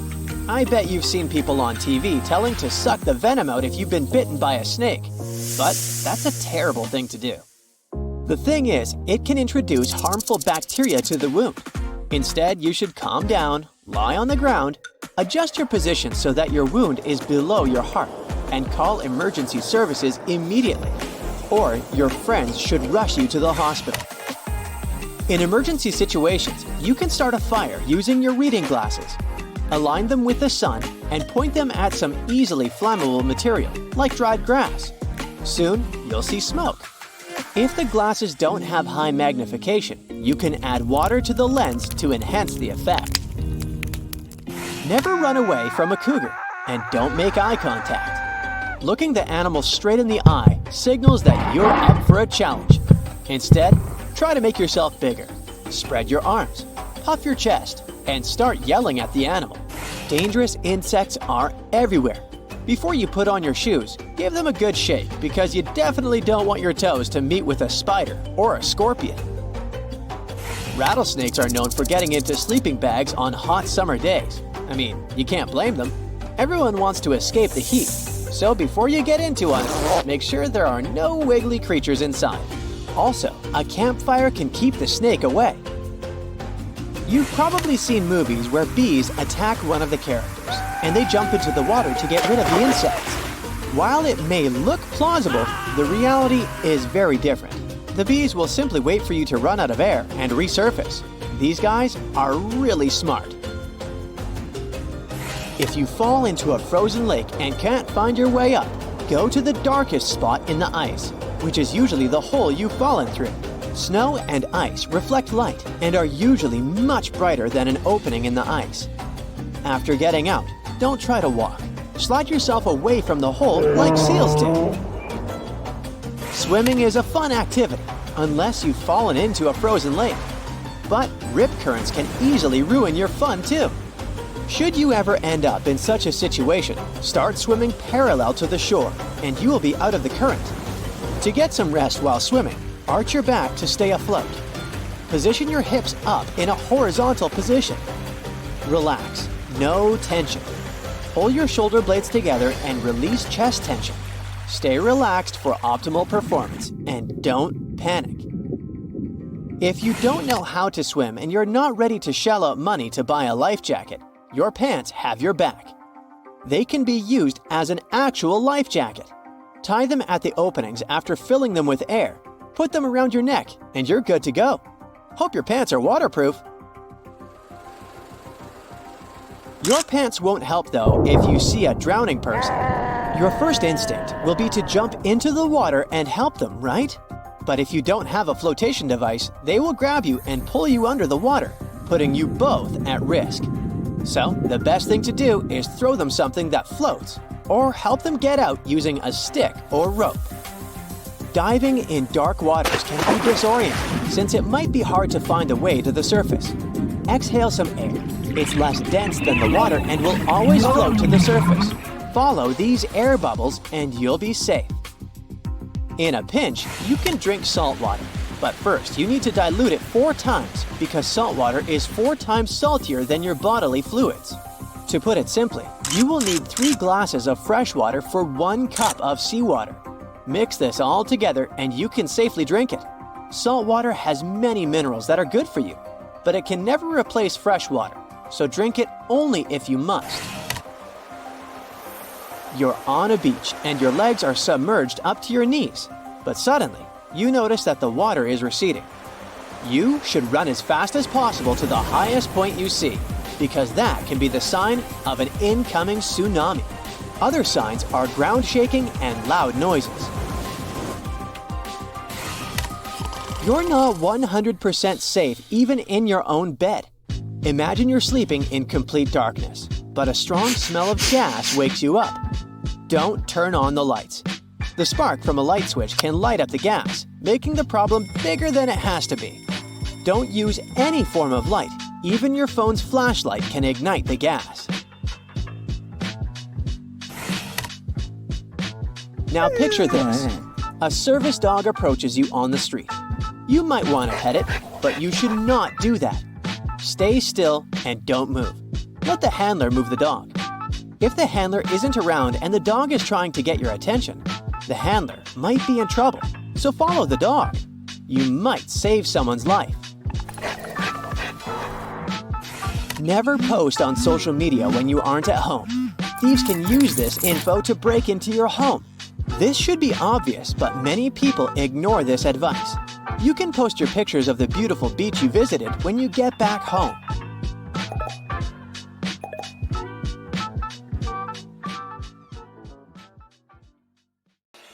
It's finally that time of year again. You activate airplane mode on your phone and vacation mode in your brain.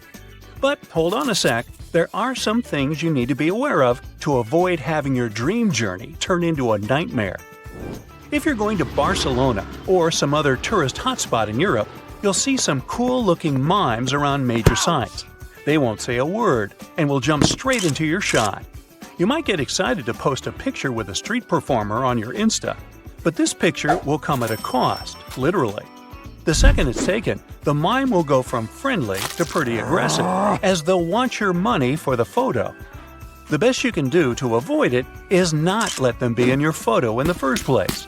Change your location, give them a cold look, or loudly say no. Now, what would you do if you saw a cool-looking guy selling coconuts in the street? Probably take their photo, or maybe let them approach you and be in that selfie with you. And of course, if they offer you to try their coconut, you won't say no.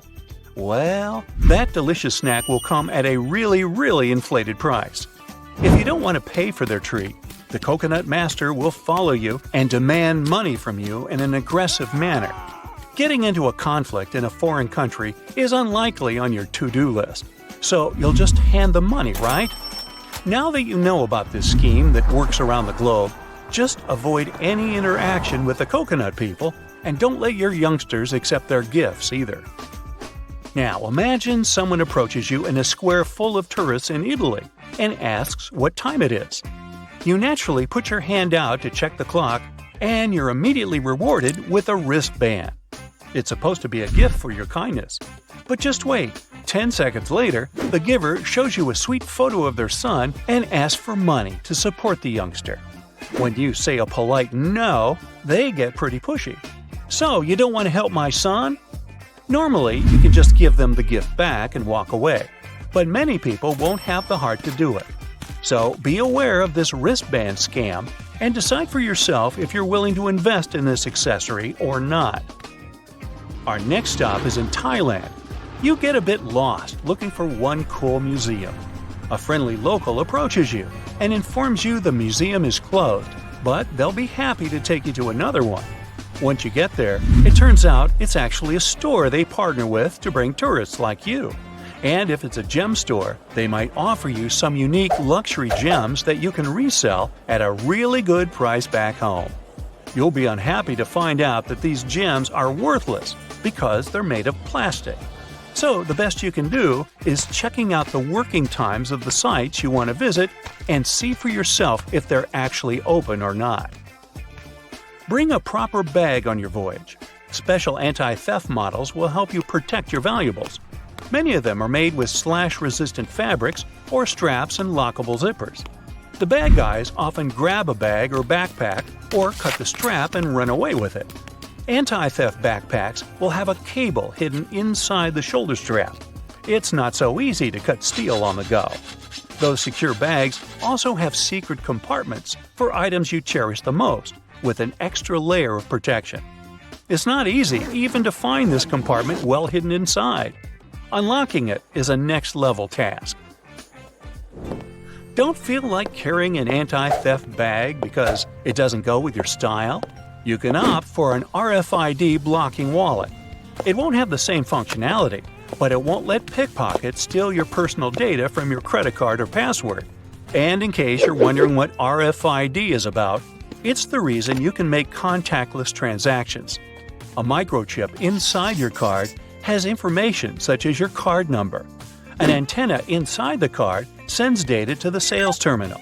If the bad guys get close enough to you, say in a crowd of tourists, they can scan your card with their gadgets and get your card number. And that's where that wallet with a layer of carbon fiber or aluminum comes in handy. It'll block the electromagnetic signal from your card. Your phone and other valuables aren't safe in your pockets, period. Even when you're listening to music and you're sure no one will grab your phone because you'll notice it immediately, they will still do it. The same can happen in a crowded touristy area when you're holding your phone in front of you, taking selfies, or filming the sights. It's super easy for bad guys to snatch it and get lost in the crowd. The same can happen when you're driving in a taxi with windows down and filming. The car is stuck in a traffic jam or at the crossroads. Someone on a bike drives past you or even walks by, and bam, your phone is gone with them. You sure can relax at one of those restaurants with an outdoor terrace, right? Yeah, but never leave your phone or tablet on the table when you aren't using it. It's like a dream for any pickpocket. They can easily approach the table, grab your gadget, and run away. If you aren't planning to overpay for a taxi ride, always choose authorized cabs and ask the driver to turn on the meter. If they tell you it's broken, it's up to you to still take the ride or not. If you don't want to pay extra for going the longest possible route, preload a map of the city you're visiting and ask your phone to build the fastest route. The driver won't love it, but you can tell them you see they're making all these detours on purpose. Sometimes a kind-hearted taxi driver will inform you that your hotel is overbooked or closed altogether. They'll offer you a different accommodation option. It'll be more expensive, and the driver will get their commission from the hotel. It's time for a relaxing swim. But wait, what should you do about your phone, wallet, and other pricey personal items? You could do some research and find a beach where you can rent a locker. Another option is buying a waterproof smartphone pouch that you can swim with. It can also fit some other small but expensive items of yours. Just make sure to wrap it tightly around your wrist. If you're feeling more adventurous, you can hide your treasures in clean and dry food packaging. Cans, bottles, crisp packets, there's no limit to your creativity. For the most extreme solution, put your stuff in a bag and then hide it under a few layers of sand and top it with your beach towel. You finally make it to your hotel room, and before you jump on that huge bed with a crispy white blanket, make sure you have a secret place to store your valuables when you leave the room. You can buy a ready-made secret stash hairbrush. It can hold some rolled banknotes, your jewels, or maybe a flash drive with some important data. The bonus part is that it also brushes your hair. Well, how handy. Another solution is to bring duct tape with you. You might get some surprised looks at the X-ray at the airport, but trust me, it's worth it. You can put your bills and jewelry in an envelope and duct tape it to the underside of your mattress in the middle. I mean, who will voluntarily lift your mattress and hold it for so long to reach the middle, right? Another barely visible place for your treasures is the shower curtain. I know it sounds absurd to you, but guess what? It appears absurd to intruders too. So put your stuff in an envelope, duct tape it to the inside bottom of the curtain, and don't forget to remove it before you shower. Happy trails! If your gas costs are slowly but steadily creating a hole in your budget, try these simple tips to patch it. Don't be shy to use the GPS navigator even when you're driving through your hometown. It lets you know traffic conditions in real time and helps you find the optimal route. Sometimes it's not the shortest distance from point A to point B. You gotta pick the route with the least stop signs, traffic lights, and traffic jams. Follow the rules and speed limits. They're there for a reason. This way, you're more likely to arrive at green at the traffic lights, which means you'll brake and accelerate less and will keep idling to a minimum. Driving at a steady speed above 50 miles per hour helps you save some gas costs. Every time you hit the brakes or go 0 to 60, you're making your engine work hard, and it needs some fuel to support that habit. Never hit the brakes to a complete stop unless it's an emergency. Slow down while you're approaching the red light. Start speeding up while you're on your way to the foot of the hill and not when you're on its edge. Develop a new superpower of hypermiling. It's what you call a set of tips and techniques that can help you improve your car's fuel efficiency by up to 37%. First off, you gotta make sure your car is tuned up. Check if your tires are well inflated at least once a month. When underinflated, they wear out quicker, drag, and waste gas. Check your car's manual to see how often you should tune up your engine. It depends on the age and model. Clean the filters to keep the car going while eating less gas. Use the right motor oil if you don't want your engine to work harder and burn more fuel than it has to. Check the contents of your trunk. Do you really need that broken barbecue grill and a box of your old toys you haven't used for 17 years? They'll have to go unless you don't want to sponsor their travels too. The more weight you carry in your car, the more fuel it burns. Losing 100 pounds that you carry around in your vehicle will decrease your gas usage by 1% per gallon relative to your vehicle's weight. That cargo container on the roof of your car will also have to go unless you really need it. It increases wind resistance and puts extra load on your engine, which means it can burn 20% more gas on the highway. Buy a toll tag. It might seem like a silly investment, but it pays off in the long run. You're likely to get a discount if you top it up for a substantial amount, And you won't have to stop and start again at every turnpike. One of the popular mistakes is opting for a natural breeze instead of the AC once on the highway. It can only help you save some gas when you're driving within the city limit, especially while you're stuck in traffic. When you roll those windows down on the highways, you're creating unnecessary wind resistance. Your car now needs more energy to move forward, and you end up burning more fuel per ride. If you have a convertible, keep the top closed on a highway for the same reason. I know, you bought it for the wind in the hair. But if you want to save some money, you'll have to give up on that romance. If you live in a climate where you can't survive without an AC while driving within the city, try cycling it on and off instead of keeping it on all the time. Once the AC goes off, the fan will still be working, and you'll get some cool air for several extra minutes. Once it gets too warm again, turn the AC back on for a few minutes, then repeat the cycle. Be careful with those complicated climate control systems. If you play with it too much and it breaks, it will cost a lump sum to replace it. Plan your trips wisely. When you need to go grocery shopping, take your car to the mechanic for a regular checkup and meet up with your friend for coffee downtown in the same day. Build a smart route to combine all of those. Plan to go to your furthest destination first and visit the remaining places on your way home. While you're driving to the furthest spot, your car will have enough time to warm up. A warm vehicle is more efficient, and every time you start it cold, you spend more gas to cover the same distance. You don't really need to fill up with premium fuels unless you have a high-performance engine that can't really run on anything else. That will cost you much less in the long run and won't make your vehicle go faster, cleaner, or get better mileage. If your car's manual recommends but does not require premium, at least go with lower grades for extra savings. Gas chemistry has advanced over the past decades, so don't worry about the quality of regular gas. It's all good.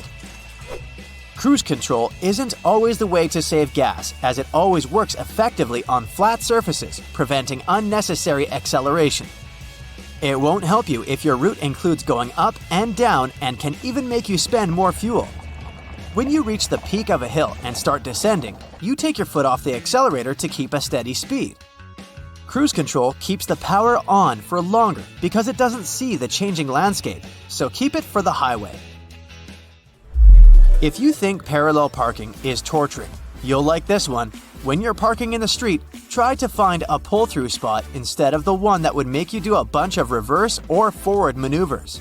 Reverse in when parking while the car is still warm. Otherwise, you'll have to back out and turn around when it's cold and uses the most fuel. Plus, reversing into a flow of traffic will slow you down and make the process less efficient. When parking on an incline, try to get a spot with the highest elevation and park with your car facing out. Gravity will help you park at the lowest gas cost. Plan your day and leave early.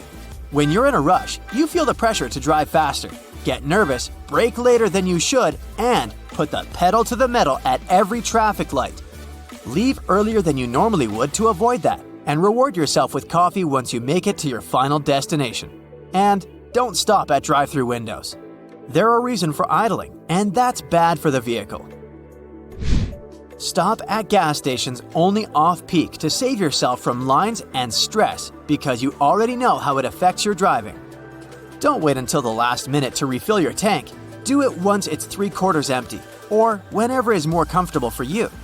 This way, you won't have to frantically stop at the gas station nearest to you when it's time for a refill. Instead, you'll have time for some research. Special gas finding apps can help you find the best deal in your area. Sometimes it can be across the state or region border. Sometimes the best you can do is go with the flow. I mean the flow of traffic on a highway. It's more efficient than traveling at the same speed in isolation because of aerodynamics. The traffic flow creates its own wind current in the direction of movement. If you aren't in a rush, choose the lane of least resistance so you don't have to brake and change speed often. When you're in a city, don't opt for the lane where buses stop and start. We know how much homeowners love to make their houses picture perfect. It can soon become a struggle though once you try to flatten out those pesky corners of a new rug. But there is one genius trick that can help. Just plop a few ice cubes and a heavy object on the corner, and voila! Flat rug, no more tripping over the rolled up edges. Sitting in your car, frozen and grumpy, watching your windows slowly defrost is about as fun as watching paint dry. And let's not forget the disaster that is wiping the mist off the inside. But hey, if you don't want to risk getting slapped with a fine, you better give this funky demisting trick a try. People have tried it all, but apparently it was the cat litter that won the condensation game. Just grab an old sock or pair of tights, fill them up with cat litter, tie it up, and plop it under your car's windows. It's so effective that it should do the trick in just 10 minutes. The cat litter works by absorbing the moisture in the air. Cleaning our stoves ain't fun either, let's be honest. But fear not, because one cleaning guru on TikTok has come to the rescue with a genius trick that'll make cleaning your stove a breeze. All you need is some oven spray, cling film, and a lot of patience. Start by spraying some cleaning product on the stove. Then cover the whole thing in cling film. Here's where your patience will be needed. You'll have to wait a whole day for the cleaning product to work its magic. But trust me, once you remove that cling film, the stains will have melted off. That leftover mess on your stove can be scrubbed off easily now. Finish the job using a regular cloth for the rest of the grind. It's time you forget about fancy schmancy car trash cans. Why waste your money on those when you can repurpose a plastic cereal container? It's small enough to fit in your car, and the flip-top opening means your trash won't go flying all over the place when you take sharp turns. Plus, just line it with a plastic grocery bag, and you're ready to go. Feel like your feet need a bit of pampering? You can skip the expensive spa day at your local salon. All you need is a sanitary pad, some toothpaste, and baking soda. Mix the toothpaste with the baking soda powder and spread it evenly on the pad. Place it on the soles of your feet and slip a sock on so it's nice and snuggly. The pad should keep the mixture and moisture in so you don't make a mess all over your house. After an hour or two, rinse off the toothpaste mixture with plenty of water. You'll notice how soft the soles of your feet have become. For that extra step, add some moisturizer too. Those trusty sanitary pads can be used for all sorts of stuff around your house too, like for freshening up your drawers. Just spritz some perfume on a pad. Place it next to your clothes of choice and voila! Your gym clothes, for example, will smell like a fragrant bouquet. And don't forget to throw one in your gym bag too. Oh boy, time to give those lampshades the love they deserve. Grab a trusty lint roller and watch in amazement as you unveil a whole new world of colors underneath that forever dust. Who knew your lampshades were secretly chameleon? Say goodbye to dog hair and hello to your new household best friend, the rubber squeegee brush. This bad boy can snatch up so much fur from your carpet that you'll be wondering if you even own a pet. Just stroke it short and quick over your rug and watch it unleash a furry storm. And if you're wondering about your hardwood floors, fear not. The rubber bristles work like magic to create one giant fur ball. Save yourself from cleaning cabinets and furniture tops by hooking them up with fashionable hats. They're made out of wax paper or paper bags. The dirt and grease will stick to your new accessories, and when it's time for a new look, just swap them out every few months. You know that feeling when you finally peel off a bumper sticker or parking permit, but then you're left with a sticky mess? There's a simple solution though. Slap a wet piece of newspaper on top of that gunk and let it marinate for 15 minutes. Then poof, the glue will be as soft as a fluffy cloud and you can wipe it away with ease. If your dishwasher is stinking up your kitchen, it's time to get your detective hat on. Check that filter for any leftovers lurking in there. Then add a splash of vinegar to your next hot wash cycle. Those pesky food particles could be the culprits behind your dishwasher's funky fragrance. Get ready to be a Vaseline wizard. Say goodbye to pesky polish smudges with a simple solution. Slather some Vaseline around your nails before you go to town with a brush. Once you're done, wipe away the excess without the need for any nail polish remover. And if you're feeling fancy, make that perfume last even longer by adding a touch of Vaseline to your neck and wrists. It's like a scent superhero, keeping those fragrance molecules from flying away too soon. Have you checked out your shower curtain lately? It might be looking pretty grimy and gross. Toss that bad boy in the washing machine with a couple of towels and voila, no more soap scum stains. The towels will help with scrubbing away all that mess while they're tumbling in the washing machine. Say goodbye to single socks with a strip of foam pipe insulation. Measure and cut each piece, then place it in that sneaky gap between your washer and dryer or wall. Those pesky socks will never go missing again. Got a wobbly table that's cramping your style? Your trusty bottle cork is here to save the day. Slice off a piece of that bad boy, glue it to the wobbly leg, and voila! You've got yourself a sturdy surface to rest your drink on. A hammer is more than just a smashing tool. The back of this tool can actually hold a nail for you. No more risking your fingers or giving yourself a thumbectomy. Just slide it into the claw and bam, you're ready to nail it. Want to know the saucy way to pick up a sizzling lid? Ditch those boring oven mitts and grab yourself a pair of tongs. But wait, don't just go in head first. Use the middle. Trust me, it's hot and it's effective. Care to find out how to keep your dressing gown from slipping and sliding all over the place? Got you covered. Instead of going through all the loops, just place the cord through the front ones. You don't even need it to be wrapped around you. All the business will be in the front. Tie that cord up nice and tight, and you'll be strutting around in no time. Bet you didn't know the right way to light a multi-wick candle. You'll never hurt the tips of your fingers again. Truth is, you don't light them one by one. Just light the first one. Then angle the candle in the right position so it lights up the other ones too. So, apparently, we've all been using deodorant wrong. Who knew? You're supposed to lather that stuff on before going to bed. That's because our underarms are supposed to soak it in overnight for maximum effectiveness. I'm here to save you from the USB struggle bus. You know that symbol on the cord? Yeah, it's not just there for decoration. Align the seam with the opposite edge of the tongue, and voila! You're in business. No more flipping it upside down and sideways like a crazy person. Thank me later. So the average American family spends over $1,000 a month on groceries, but that can vary based on location and family size. In California, families shell out around $297 a week on average, making it the most expensive state for groceries. Compared to that, the Midwest appears to be a deal, with families spending less than $240 a week, but it's still costly. Grocery prices have risen about 20% in the last 4 years.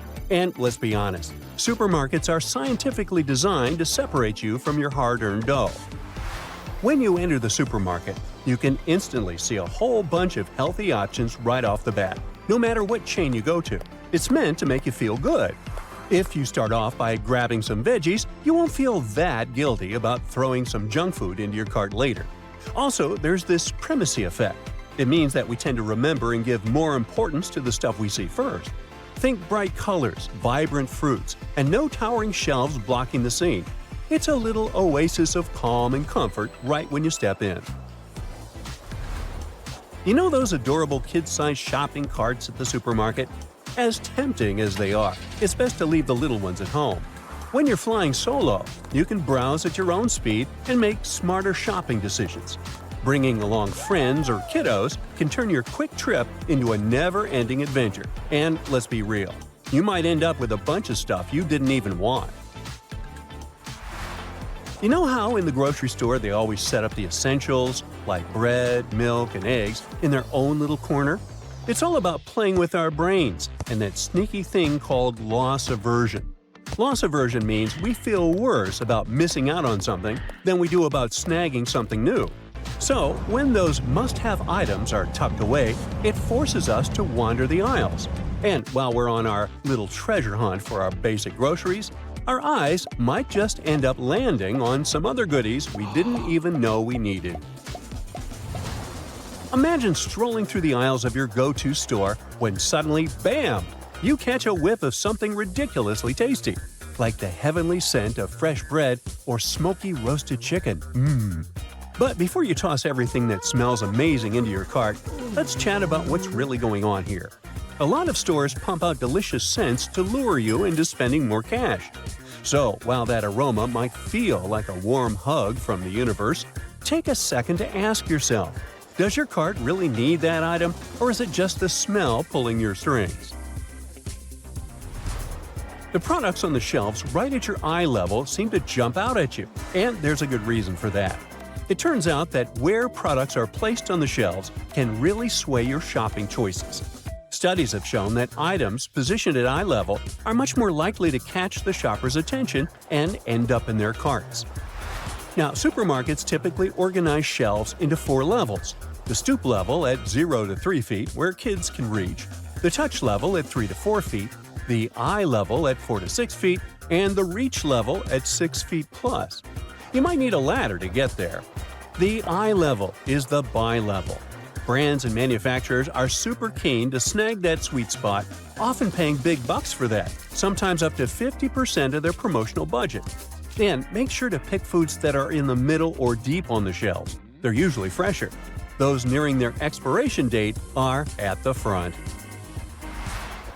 Next time you're cruising through a store, pay attention to what's playing in the background.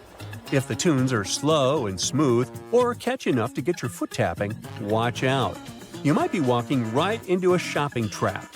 Stores love to mess with the music to slow you down and keep you browsing longer. Supermarkets are like time capsules, with no windows or clocks inside. It's totally by design. This crafty setup helps retailers boost those sales by encouraging us to linger a little bit longer and throw in a few more impulse buys. Just touching something can trick our brains into thinking it's ours. That's why you've got to tread lightly when you're out shopping. Don't go fondling everything unless you're ready to adopt it. You could end up falling head over heels for that adorable stuffed animal or that sweet-smelling candle you don't need. So, a little advice: keep your hands to yourself until you're ready to say, "I do." End caps are the best when it comes to grabbing attention. Retailers play the mind game with shoppers, using a little trick called cognitive heuristics. You've probably noticed those colorful and flashy end cap displays that seem to scream, "Buy me!" These displays tap into the availability heuristic, making you think that whatever's featured on that end cap is super popular or top-notch quality.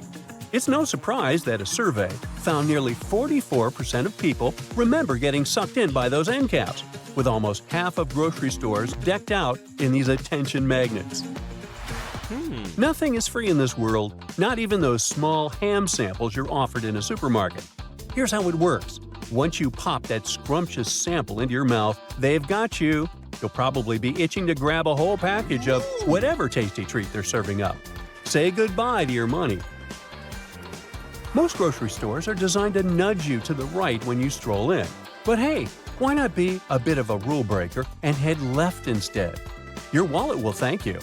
You see, our brains are wired to take things in from left to right, like when we read.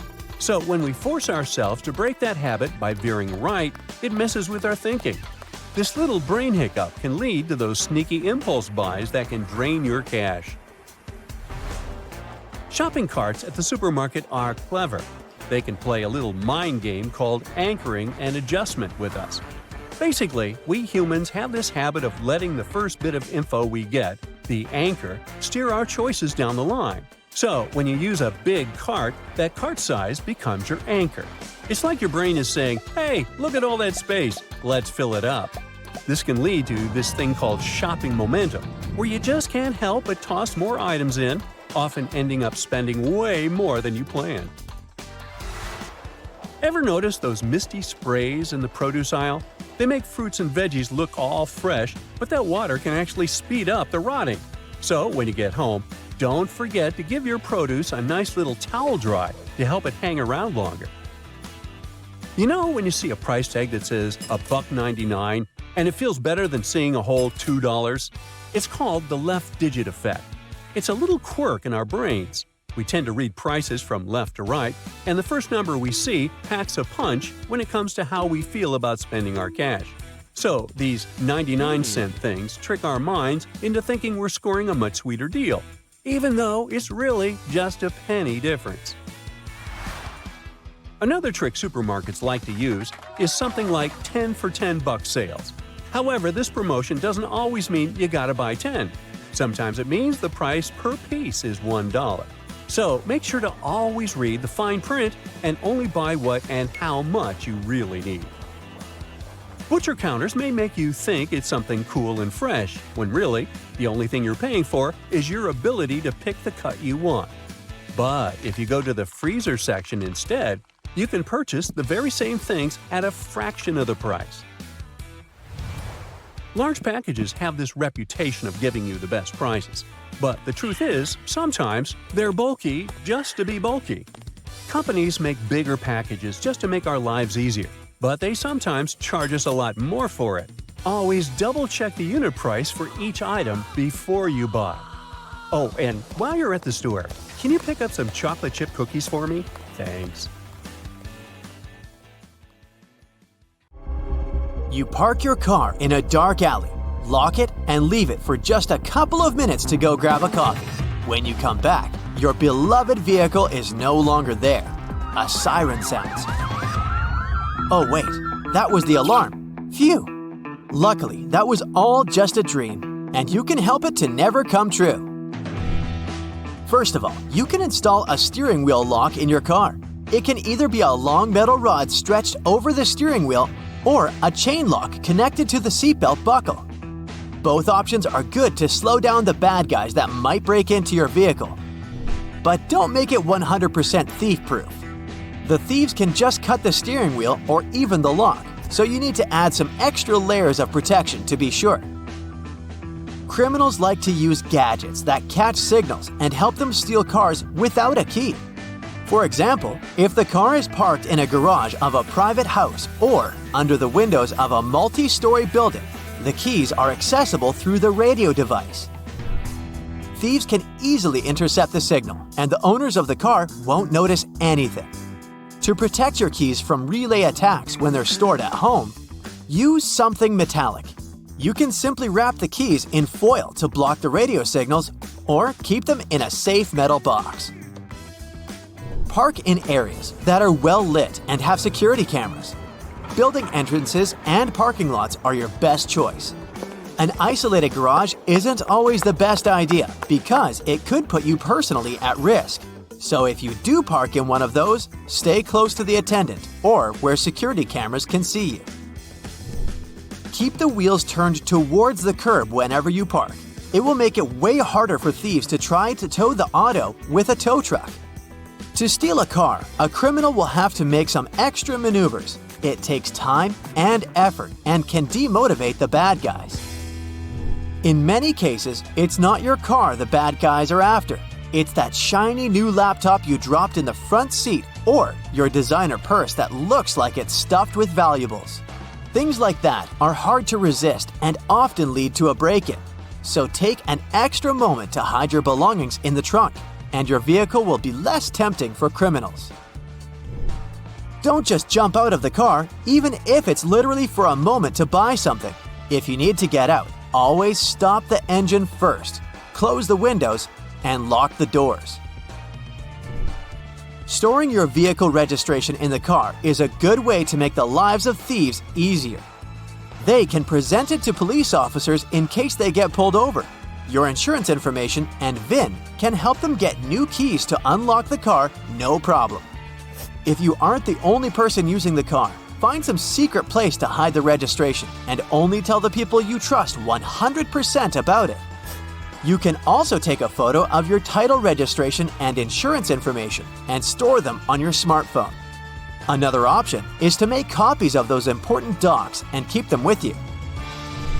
Mark your windshields, windows, and mirrors with a VIN number, which is the identification number of the vehicle. This service won't cost you a lot but will demotivate the bad guys. they'll have to spend money to change the marked glass, and they will think twice if they want to invest in your vehicle. You can also play spy and leave marks on different parts of the car with an invisible pen, or cover it in microdots with your ID details. This won't stop thieves, but it will make it easier to track the vehicle if it gets stolen. If you know that you'll have to leave the car somewhere new and you don't feel like it's a safe place, hide an old switched-on phone or tablet in it. Make sure you have a way to track it. Then, the Find My Phone feature will help you locate the phone and the car in a matter of seconds.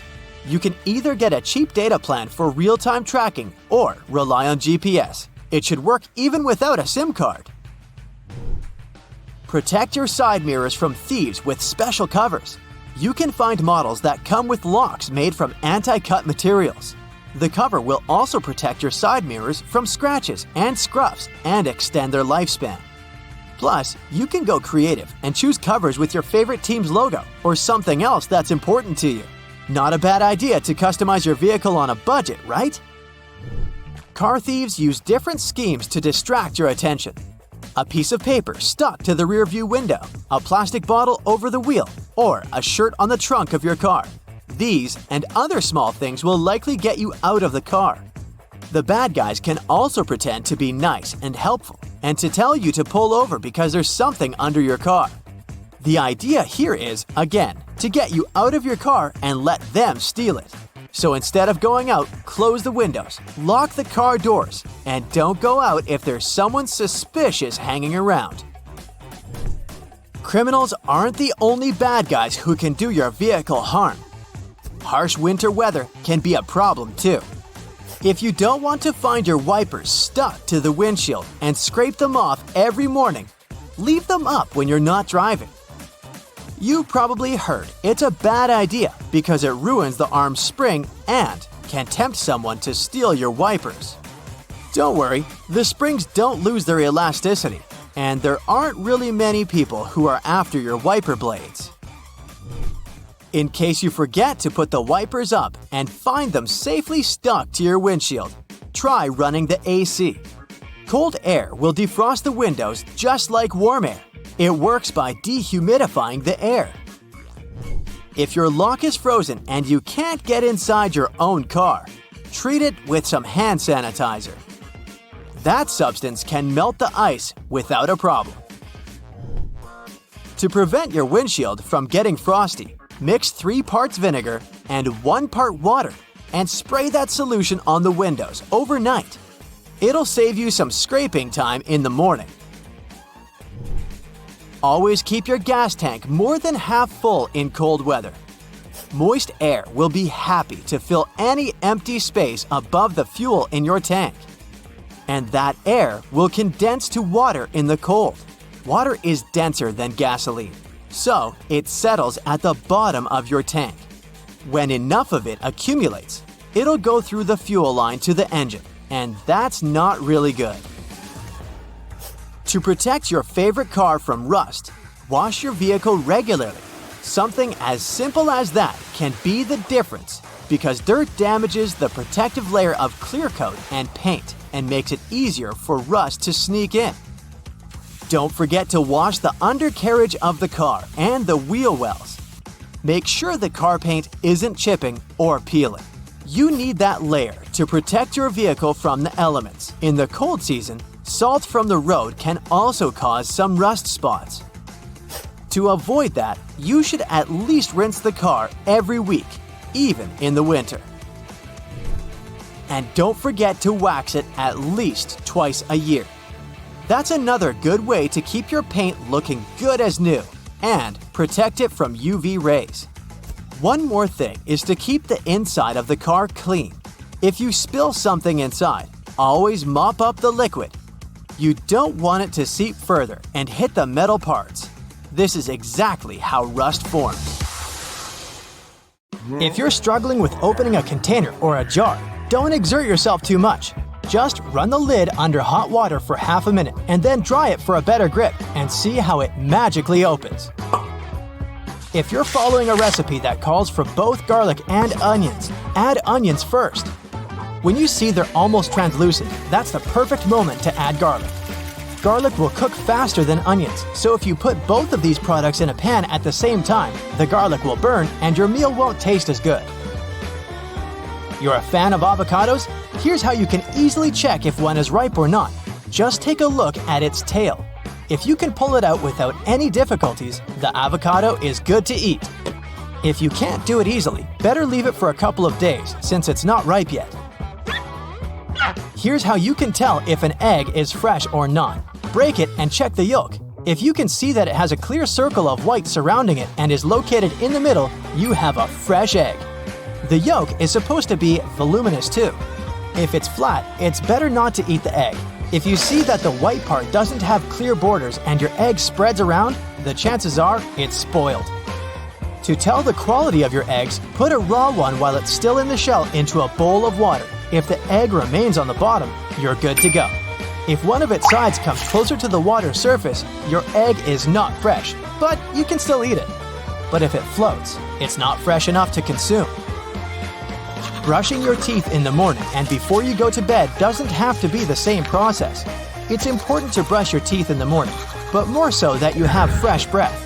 But in the evening, you should brush your teeth more thoroughly because that's how you can prevent bacteria from breeding and protect your gums and teeth. Speaking of bad breath, want to know a good trick to fight it in no time? Cucumber slices. If you don't have a mint within reach, simply eat a slice of cucumber to fix this problem. When you buy natural peanut butter, store it upside down. That way, it won't separate into solids and oils as much. And you'll bring the oils to the top, which is why the peanut butter will be easier to mix. When you put something down for a while, comment it out loud. For example, I've put my phone on the floor right next to my bed. When you do this, you engage multiple parts of your brain, including the language centers, and create a more vivid memory. That way, you'll be less likely to forget about it.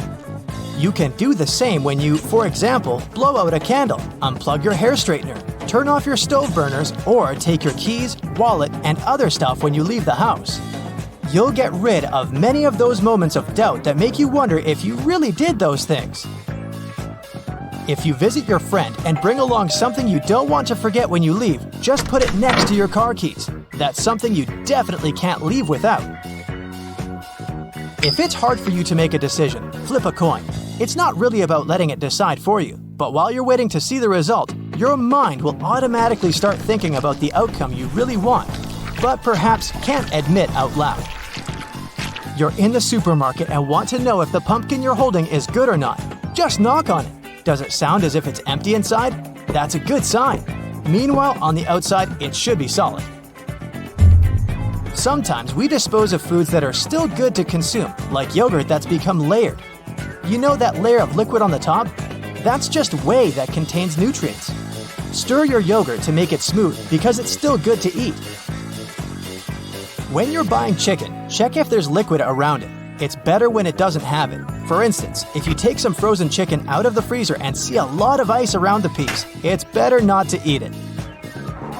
You're moving into a new apartment or house? Set up your bedroom first. Buy a bed before anything else. When you're exhausted after carrying your stuff around and cleaning the whole day, you'll just want to have a comfortable place to rest.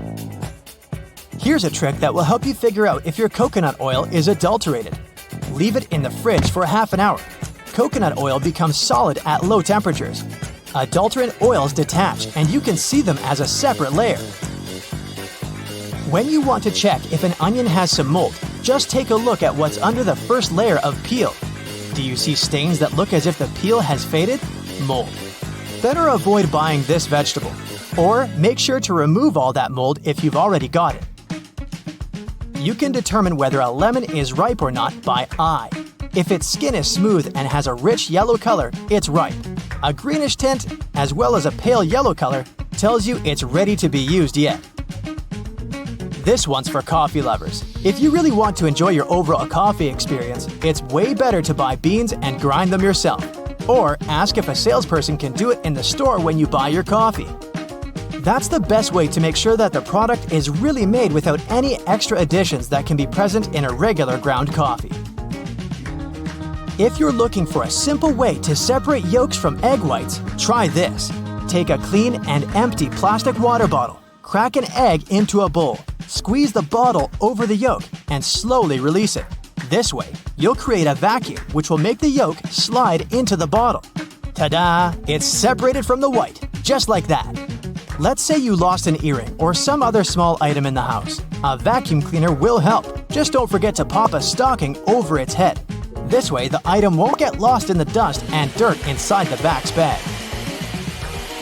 You want to take your favorite lotion with you on a trip, but it takes up too much space? Try using a contact lens case. It doesn't need a lot of space and it's a perfect solution for short trips. A hair straightener is a surprisingly good tool when it comes to ironing collars, especially if you're not a fan of regular ironing. When you want to check if your batteries are good or bad, just drop them on the table from approximately 6 inches. If they bounce once and fall right over, they're good to go. If they bounce around more than that, they're either done or on the way out. If your razor doesn't have a plastic cap, just use a binder clip to cover it. And to protect the rest of your stuff if you're packing it with some sensitive items or materials. Nail polish is a simple yet effective way to differentiate your keys, especially if they're all similar. Finally, you don't have to try each of them before getting to the right one. When you're reheating leftovers in a microwave, space out a circle in the middle of your dish. This way, your food will heat up more evenly. Straw is a cool tool to remove strawberry stems, don't you think? A muffin tin definitely comes in handy when you want to serve different condiments for your barbecue. Plus, it will save you some time with the dishes later. Here's how you can protect your bank card from potential fraudsters. Use a marker and cover the last 4 digits. You can also use a sticker that's easy to remove and place it over the security code. Have you had a house guest that didn't use a coaster? Get a hairdryer and hold it a couple of inches away from the stain. Blow it on medium heat for a couple of minutes to evaporate the watermark. If a faded ring remains, mix equal amounts of vinegar and olive oil in a bowl. Wipe it onto the marked area and rub it in until the stain disappears. Then wipe it off. Don't waste time scrubbing the burnt stains off the bottom of a pan. Instead, fill it with water and add 3 tablespoons of salt. Let it sit overnight as the salt dissolves the burnt marks. And in the morning, pour the water out of the pan. This way, it will be much easier to scrub all that grease off. Picture this. You're on vacation and your shirt has become all crinkled inside the luggage. You need it tonight, but the hotel doesn't have an iron. Don't panic. Hang the shirt up in the bathroom, and while you relax in a hot shower, the heat and moisture will unwrinkle your shirt. It won't be perfect, but it will get much better without any effort. The football is on, and it turns out you've run out of standard batteries. You can use a smaller battery instead that easily fits inside. Now take some aluminum foil and crunch it up. Fit it into the gap on the negative or flat end of the battery. All done! You can turn on the TV now. Once your flip-flops crack and the plug easily slips out of the hole, it's normally a sign that you need a new pair. But there's a way to extend their mileage. Push the plug back through the hole, then take a bread clip and attach it to the end. The clip will provide enough support for the plug to remain in place. You've received a package and the receipt is taped on. You've managed to detach it from the box. But how to separate the tape without ripping the paper? Hold both ends of the tape apart, and by pulling it slowly, the tape stretches and separates itself from the paper without tearing it apart. Ziploc bags are perfect to keep things dry, but it would be great if they were larger. Take 2 and turn one of them inside out. They can now connect and work as one large bag, big enough to protect a keyboard. There's no need to carry your keys in your hand when you go for a jog. Instead, put them inside your pocket, take a rubber band, then tie it around the pocket from the inside. This stops the keys from falling out. You've broken your key in the door. It's stuck. Great. Arranging for a locksmith could cost up to $100, but for a cheaper and quicker option, try using a hot glue stick. Heat the end with a lighter, and once it's warm enough to melt, push the glue into the keyhole. The melted glue will enter the available space, covering part of the key. Once it cools, it compresses and gains a strong hold of the key's end. Now, just pull it out. If you need to siphon liquid through a hose and want to avoid using your mouth, put one end in the liquid and hold the other upwards with your thumb closing the top. Now shake up and down. This jiggle motion pushes liquid upwards, a little each time. And once it reaches the top, lower the exit point, and let gravity do the rest. You've left your keys locked inside the car. It's an older model with a roll-down window. You could get the coat hanger and begin the long process of finding the lock, or use duct tape. Make about 20 2-foot-long strands. Stick them onto the window, allowing enough room for the tape to grab onto at the bottom. Then with a friend, take the ends of the tape, holding them together, and pull downwards. The force will allow the window to lower enough that you can unlock the door. While drilling long screws into hardwood, your old drill might not have enough power, leaving them only halfway in. Before the drill gives up, get a block of wax and scrape the edges of the screws with it. The wax works like a lubricant, melting as it gets warm and providing easy entry for the screw. You're out camping, but you didn't bring anything to light the barbecue. Take a small plastic bag that won't leak, fill it up with water, and close it tight, making a round bubble. Hold it over where you want to catch the light from the sun. The bag of water will work like a magnifying glass, starting up the barbecue, just as long as it's a sunny day. Missing a corkscrew or a cork breaking halfway? By using a stove lighter, heat the top of the bottle. The heat slightly expands the glass, and this forces the cork out the top. You've superglued your fingers again. Take some salt and pour it on top of your stuck fingers. Put your fingers into the water and slowly rub.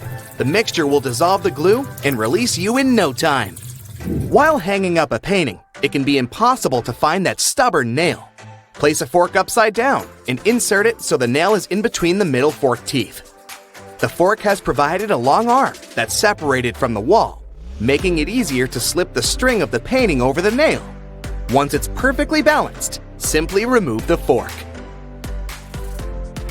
You need to put a cake into a container, but taking it out again later by lifting it up from the inside might ruin the cake. Put the lid upside down and place the cake on the lid. The base of the container is now the lid, making it much easier to access, slice by slice. Pour out water more efficiently from large jugs and bottles by swirling. This will make the liquid inside spin, creating a vortex. The vortex allows for the air to flow back into the bottle as the water pours out, much faster than the glugging alternative. There's an easier and less messy way to remove eggshells from a boiled egg. Once fully boiled, crack the shell on both ends by tapping them. On one end, pinch off the shell. Use the opened end to blow with your mouth. The force of air will push the flesh and expand the eggshell, forcing out the egg undamaged. When the hinges of your laptop break, repairing them can cost up to $300. A far cheaper fix is to buy a picture frame and tape it to the back of the screen. You've dropped a small piece of jewelry on the floor, seemingly impossible to find. Take a stocking and place it over the end of the vacuum hose. Give the area a good vacuum and check the end periodically. You will eventually find it sitting at the end. You've drilled a hole in the wall, but the drill hole is now too wide. Remove the screw and find an object that is slightly shorter and thinner. Pieces of plastic, small wires, paper clips, or even toothpicks are perfect. Place whichever item you find inside the hole. It's filled the gap enough so the screw will now re-enter securely. Taking the trash out can put you in a gross scenario of getting bin juice on you. A great way to avoid this is by placing old papers at the bottom of the bag. Now, not only does it absorb all the liquids from the food and other sources, but also helps prevent bad smells from forming within a bin. Nobody likes mosquitoes, and pesticides are pricey. A cheap alternative is to take a plastic bottle and cut the top part off from the bottom of the funnel. After removing it, turn it upside down and put it inside the bottle. Mix 2 cups of warm water with 2 tablespoons of sugar. The mosquitoes will be attracted to the formula inside and become trapped. Now just sit back and relax without getting bitten. Yep, moving objects through a door when it keeps closing is super annoying. So instead, tie a rubber band around the handle on each side of the door so that it crosses over the latch. The latch then won't be able to pop out, and the door won't lock shut. To check whether your bed sheets are fully dried, take a mirror and place it underneath. Leave it there for around 5 minutes, and if it steams up, it means the sheets are still damp. A damp bed can be a breeding ground for mold and other nasty fungi. You can paint the end of your keys with different colored nail polish so that you can easily identify which key is which. In order to pour the perfect amount of oil or salad dressing, poke holes in the foil seal rather than removing it completely. This prevents a big amount rushing out quickly. To prevent Band-Aids from slipping off your finger, cut a line on either side. This will create 4 smaller sticky strips rather than one large one, and it will be much easier to secure. If you enter a public restroom and see a red Solo cup someone put under the seat, better choose another booth. It means there's no toilet paper in this one. The red cup is a frequent replacement for a toilet paper hub, which is also put under the seat for the same reason.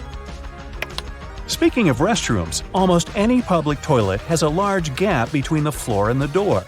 The reason for such a zero privacy thing is to actually minimize the level of privacy and comfort so that people won't stay there long and there'd be no lines. It's also to clean and safer if some emergency occurs. Forgot to put your drink in the fridge? Wrap a wet paper towel around it and put it in the freezer. In just 15 minutes, your drink will be ice cold. Instead of filling your purse or wallet with store loyalty cards, you can take a photo of them. Just take one snap of the barcode as well as a picture of the front so you know which card it is. Then, when you visit the store, just scan the barcode on your phone to collect your points. If you're using your phone to watch something and are tired of propping it up and having it fall back down, try using your sunglasses. Simply place them upside down and use the parts that go around your ears to hold the phone in place. Now, if you don't have the correct size coin to put in your shopping cart next time you go to the supermarket, you can use your key instead. If you have a key with a rounded end, you can insert that where the coin would go and the cart should unlock. If you're struggling to get your taco shells to stay in place, use a muffin tray. Flip the tray upside down, spray it with oil, and place your tortillas in the gap. Cook them for around 10 minutes at 700 degrees Fahrenheit for the perfect crispy taco shell. You can use a water bottle to separate egg yolks. Hold the bottle over the yolk and squeeze it to suck the yolk up. Drop it into a separate bowl and you're good to go. Next time you're struggling to clean your ceiling fan, use a pillowcase. Slide the pillowcase over each blade to wipe off the dust. This way, excess dust is caught inside the pillowcase and won't rain down on you. To properly clean your blender, fill it with soap and hot water. Switch it on for around 10 seconds and let the swirling water do the hard work. Then just rinse it off and it's clean. Put down a strip of masking tape before nailing into plaster walls. The tape should stop the plaster from flaking or spreading dust all over the floor. If your shoes smell bad, put a few dry tea bags into the shoe. The tea bags will absorb the smell. Try using toothpaste to remove small scratches on furniture. Rub a peanut-size amount on the scratch in a circular motion until the scratch buffs out. Then wipe it with a damp cloth and voila! Drill a couple of small holes in the bottom of your trash can to stop the bag getting stuck when you pull it out. The holes stop the vacuum-like effect that keeps the bag pinned down. You can easily remove the sticky residue from jars using cooking oil. Soak a cotton pad in some oil, then rub it on the sticky area. Allow it to sit for a few minutes, then it should wipe away easily. Now, you can use hair conditioner to make that new wool sweater less itchy. Just soak it in lukewarm water with a couple of tablespoons of conditioner and leave it for 15 minutes. Then just dry it and your sweater will be much softer. An odor on your fingers can be removed with some minty toothpaste. Rub them together with toothpaste, then rinse them clean. It'll help get rid of the odor and act as a light scrub, too. Now, before you throw out those old sneakers, arm yourself with an old toothbrush and a little toothpaste. Work the paste into the dirty spots and leave it for at least 10 minutes. Wipe it off with a damp cloth and repeat if it didn't do it right the first time. Be careful with colored toothpaste, it may leave stains. Washing your clothes on a low heat, or even better, a cold wash, will make them last twice as long. Drying them on the line, if possible, will also make the material last longer than if you used a dryer. Metal zippers are very durable, but they'll snag more than other kinds of zippers. Just gently rub a bar of soap over the teeth of both sides of the zipper. The residue will help lubricate it, making it easier to slide open and closed. When you can't squeeze any more toothpaste out of your tube, just cut the end off. This will allow you to get what's left inside onto your toothbrush in a pinch. If there's enough for more than one use, place it in a plastic bag for later. Freezing candles before use can make them burn a lot slower. This will cool the wax right down and extend its melting time. A pack of cotton pads has those strings on it so that we can hang it on some hook or holder. And no, there's no need to untighten and tighten the pack again. Look at the bottom of the pack. It has a perforated line. Tear along it, and now you're good to pull out a cotton pad. If you've ever tasted a Nintendo cartridge, you'll confirm that, yes, they taste revolting, leaving a sour, bitterish aftertaste in your mouth. They're covered with denatonium benzoate, one of the most disgusting flavors known. Actually, this taste is kind of a hidden function. It prevents people from swallowing those cartridges. Headrests in a car are about comfort, and detachable headrests are about safety. If you pull the headrest out of the seat, you'll see two bars, which are quite sturdy. If you ever get locked or trapped in a car, you can get out of there smashing the window with these bars. Rough edges on the dimes aren't just about design. The coins used to be made of precious metals to show their real value. People would shave off the edges, spending the shaven coins with the same value, and melt the edges to new coins. To avoid it, minters added that pattern so people could tell if someone cut that coin before. That black grate on a microwave isn't just some fancy decoration. It's called a Faraday shield, and it prevents the rays from escaping the microwave. It also speeds up the heating, so you could enjoy yesterday's leftovers faster. A triple handle on a jerry can is there to make it easier for two people to carry it and distribute the fuel evenly. Gas cans often have a second hole that actually needs to be uncapped too before you pour the gas. The air passage will prevent it from pouring out, so no more fuel waste. Put oil-absorbent paper on a clean, smooth surface. Then, squeeze your toothpaste evenly on the paper blob by blob. Sprinkle it with baking soda, and when the toothpaste pieces solidify, put them in a small portable box or bottle. When you need to brush your teeth in the wild, just take one blob, put it in your mouth, and use your toothbrush as usual. If your condiment collection takes up too much space in your picnic basket, use some straws to create mini versions of your favorite spices. Cut 1/3 of a straw, pinch one edge with forceps, and melt it on fire to seal the edges together. Then, use a kitchen funnel to pour the spices into this mini bottle and seal the second edge using the same technique. Sign the name of the spice and place it in a small box. When your shoes get wet in the wild, find some stones of a suitable size. Put the stones in a pot with water and boil them. Place the heated stones carefully inside your shoes. You can use kitchen tongs or a ladle to carry the stones. The shoes will soon get dry.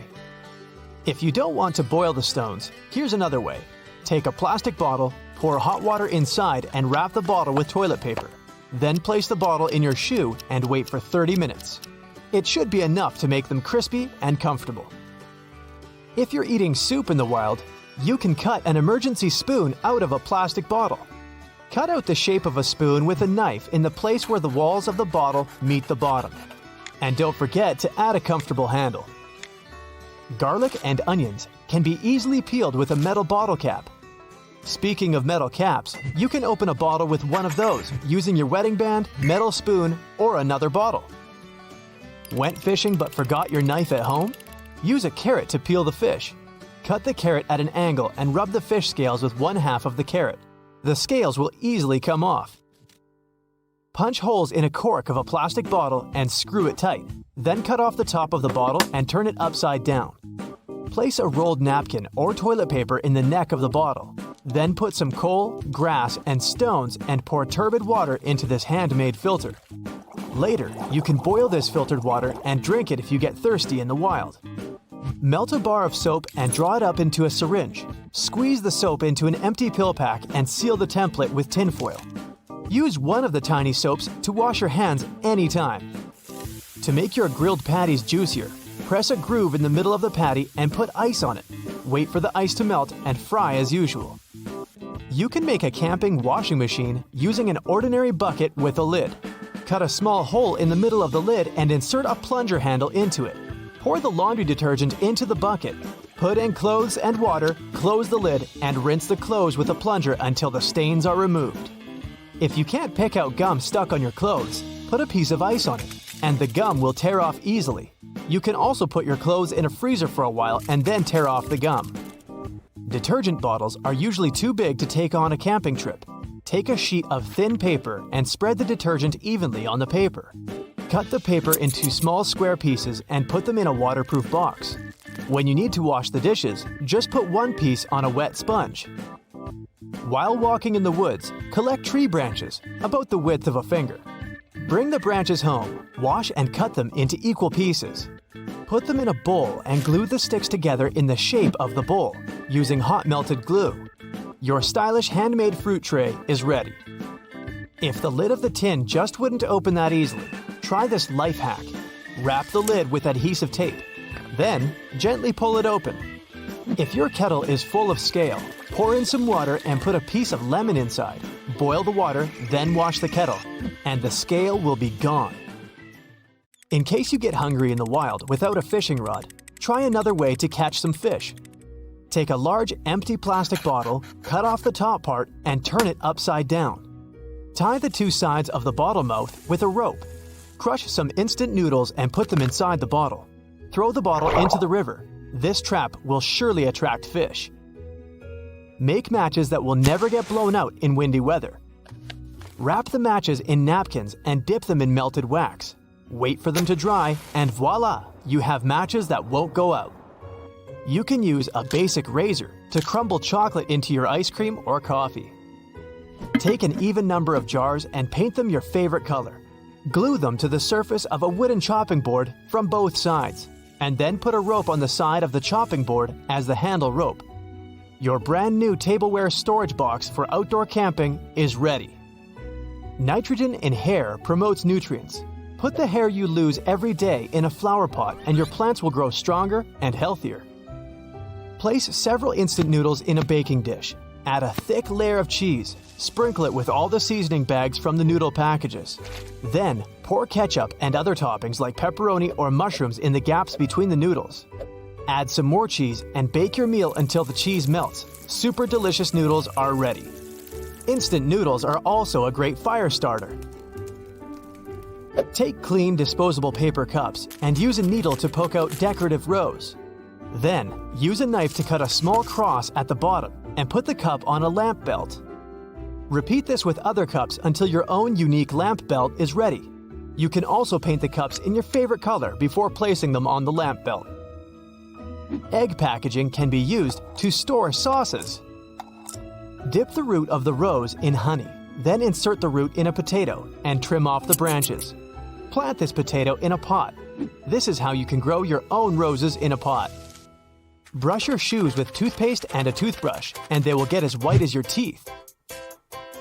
Use a hula hoop and a bathroom curtain to organize a bathroom anywhere in the forest. Attach the curtain to a hula hoop with hooks and tie it to a tree with a string. You can also use this tip to build a temporary dressing room. If you don't want to take the entire package of tape on a hike, wrap the necessary amount around your lighter, and then just cut off a piece when you need it. If you need to move a heavy sofa, you can put banana peels under the legs of the sofa. Furniture will slide on the floor easily. After eating a meal from the lunchbox, a lot of oil stays on its surface. To make cleaning easier, squeeze some detergent into your lunchbox, put a piece of absorbent paper, add some water, cover the box and shake it back and forth. And then rinse it with water. The lunchbox will get clean immediately. If you urgently need slippers, but you have only 2 soda bottles on hand, squeeze them and stick your feet under the labels. Your stylish slippers are ready. You can use a jar to make a candlestick or a mini stove for cooking. Make one vertical cut in the jar, and then make 2 horizontal cuts on the top and on the bottom.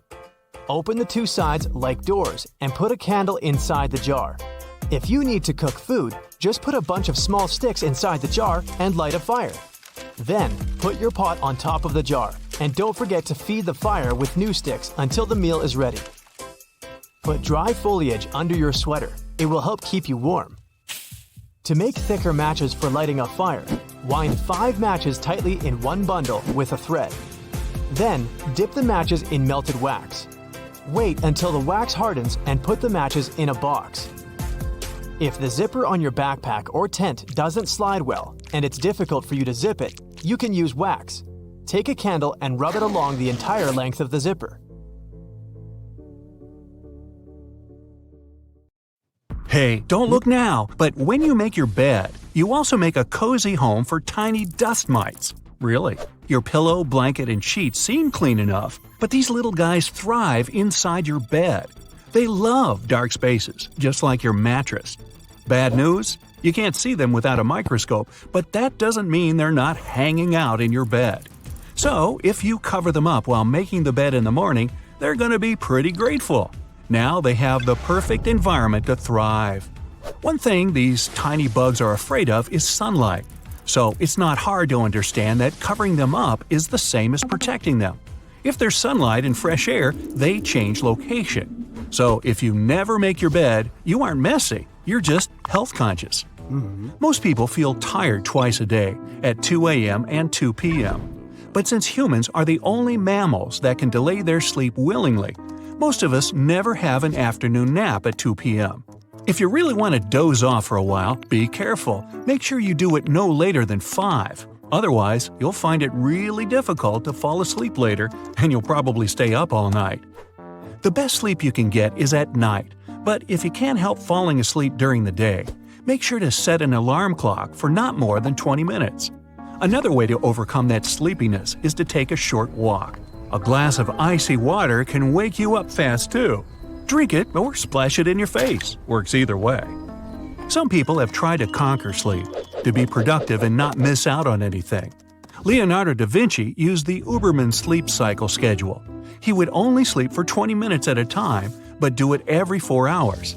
He invented so many things and painted so much. It's like he had way more time than 24 hours a day. One of the drawbacks of this scheme is that it's pretty hard to concentrate on long-term projects. Another great mind, Nikola Tesla, wasn't really into sleeping, just like Da Vinci. He used the same Uberman sleep cycle and never slept more than a couple of hours a day. He claimed he once worked for 84 hours in a row. So, when you don't sleep the whole night, you're about to invent something amazing. Or not. It's true that you should definitely avoid blue light for at least 2 hours before you go to sleep. That means most electronic devices, like TVs, laptops, and smartphones. Blue light tricks your brain into thinking it's still day. That's why it doesn't let you sleep well. If you can't fall asleep without scrolling your feed, you might want to download an app that blocks blue light or check your settings. Most laptops let you do something similar. You can even keep this mode on all day. Your eyes will be so grateful. If you crave sweets before you go to bed, you're not alone. It might feel like chocolate soothes you and calms you down, so it's easier to fall asleep. But watch out for caffeine. It's not just in your coffee. Even chocolate has a small amount of caffeine in it, just enough to disturb your sleep. By the way, there are lots of superfoods besides chocolate that can either boost your productivity or help you sleep. For example, most berries contain antioxidants that help increase motor skills and work wonders for your memory. The darker the berries are, the more antioxidants they contain. Blueberries are a great choice. The time when you eat matters a lot. It's better to avoid food for at least 1 hour before you go to sleep. Monster meals can be too heavy for your digestive system, especially if you're about to lie down for 8 hours straight. If you want to grab some food in the evening, make it light, like a healthy snack, milk, or cheese. By the way, eating breakfast for dinner is really helpful for those who want to fall asleep faster. Bananas, eggs, toast, it's all packed with proteins and carbs. All these things can help you relax and fall asleep. So, Brenner, that's a thing now, I guess. Whenever you have a hard time falling asleep, aromatherapy is here to help.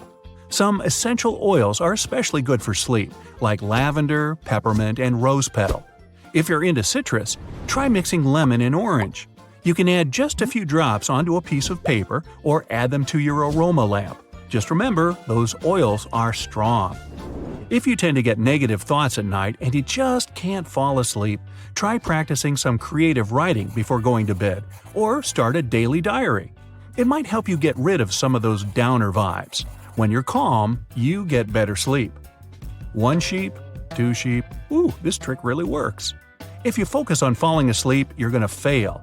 If you focus on not falling asleep, like counting sheep or something equally ridiculous, chances are you'll doze off after a couple of minutes. You can also count to 4, 7, 8. This technique helps you relax your body by regulating your breathing. First you inhale and exhale fully. Hold it while you count to 4. Then inhale. Keep the air in your lungs and count to 7. While you're exhaling, count to 8. Repeat that a few times. Your body will regulate oxygen and carbon dioxide, trigger the relaxation response, and you'll fall asleep really fast and stay that way all night. Body tension can stem from tense and stressful thoughts, and that can make it really hard to fall asleep. To relax, think about something that makes you happy or something you're grateful for before you go to sleep. When you're relaxed, you fall asleep way faster. When it's too hot, it can be really hard to get to sleep. Stick 1 foot out from under the covers and let it cool off. Once your body feels that cool relief, you'll fall asleep in no time. Another trick you can try is to cover yourself with a slightly wet sheet, but this one's only for serious heat, like you're on vacation at the beach and your AC bugs out. If you feel too cold whenever you sleep, try layering with 2 thin comforters. Air gets trapped in between the layers, keeping you warmer than if you had 1 huge comforter. The opposite works too. Even a really lightweight sheet can add a lot of heat. Bedroom temperature is really important. Yeah, no one wants to get a chill while they're sleeping. 70 degrees is comfortable for most people. If it's too hot, you might end up tossing and turning too much and not get into those deep stages of rest. If you don't want to crank the AC to full blast, try taking a hot shower right before bed. It'll make your bedroom seem much cooler than it really is, and your body temperature will drop just enough. You'll fall asleep as soon as your head touches the pillow. One famous athlete went even further. He created the perfect sleep training bedroom. He recreated a mountainous environment by decreasing the amount of oxygen in the air. That way, his body was forced to work harder and produce more red blood cells. He claims that it helped him increase his endurance and perform better. Now, if sleep is just not happening, try massaging your toes and the arch of your foot for a couple of minutes. It's another great way to relax.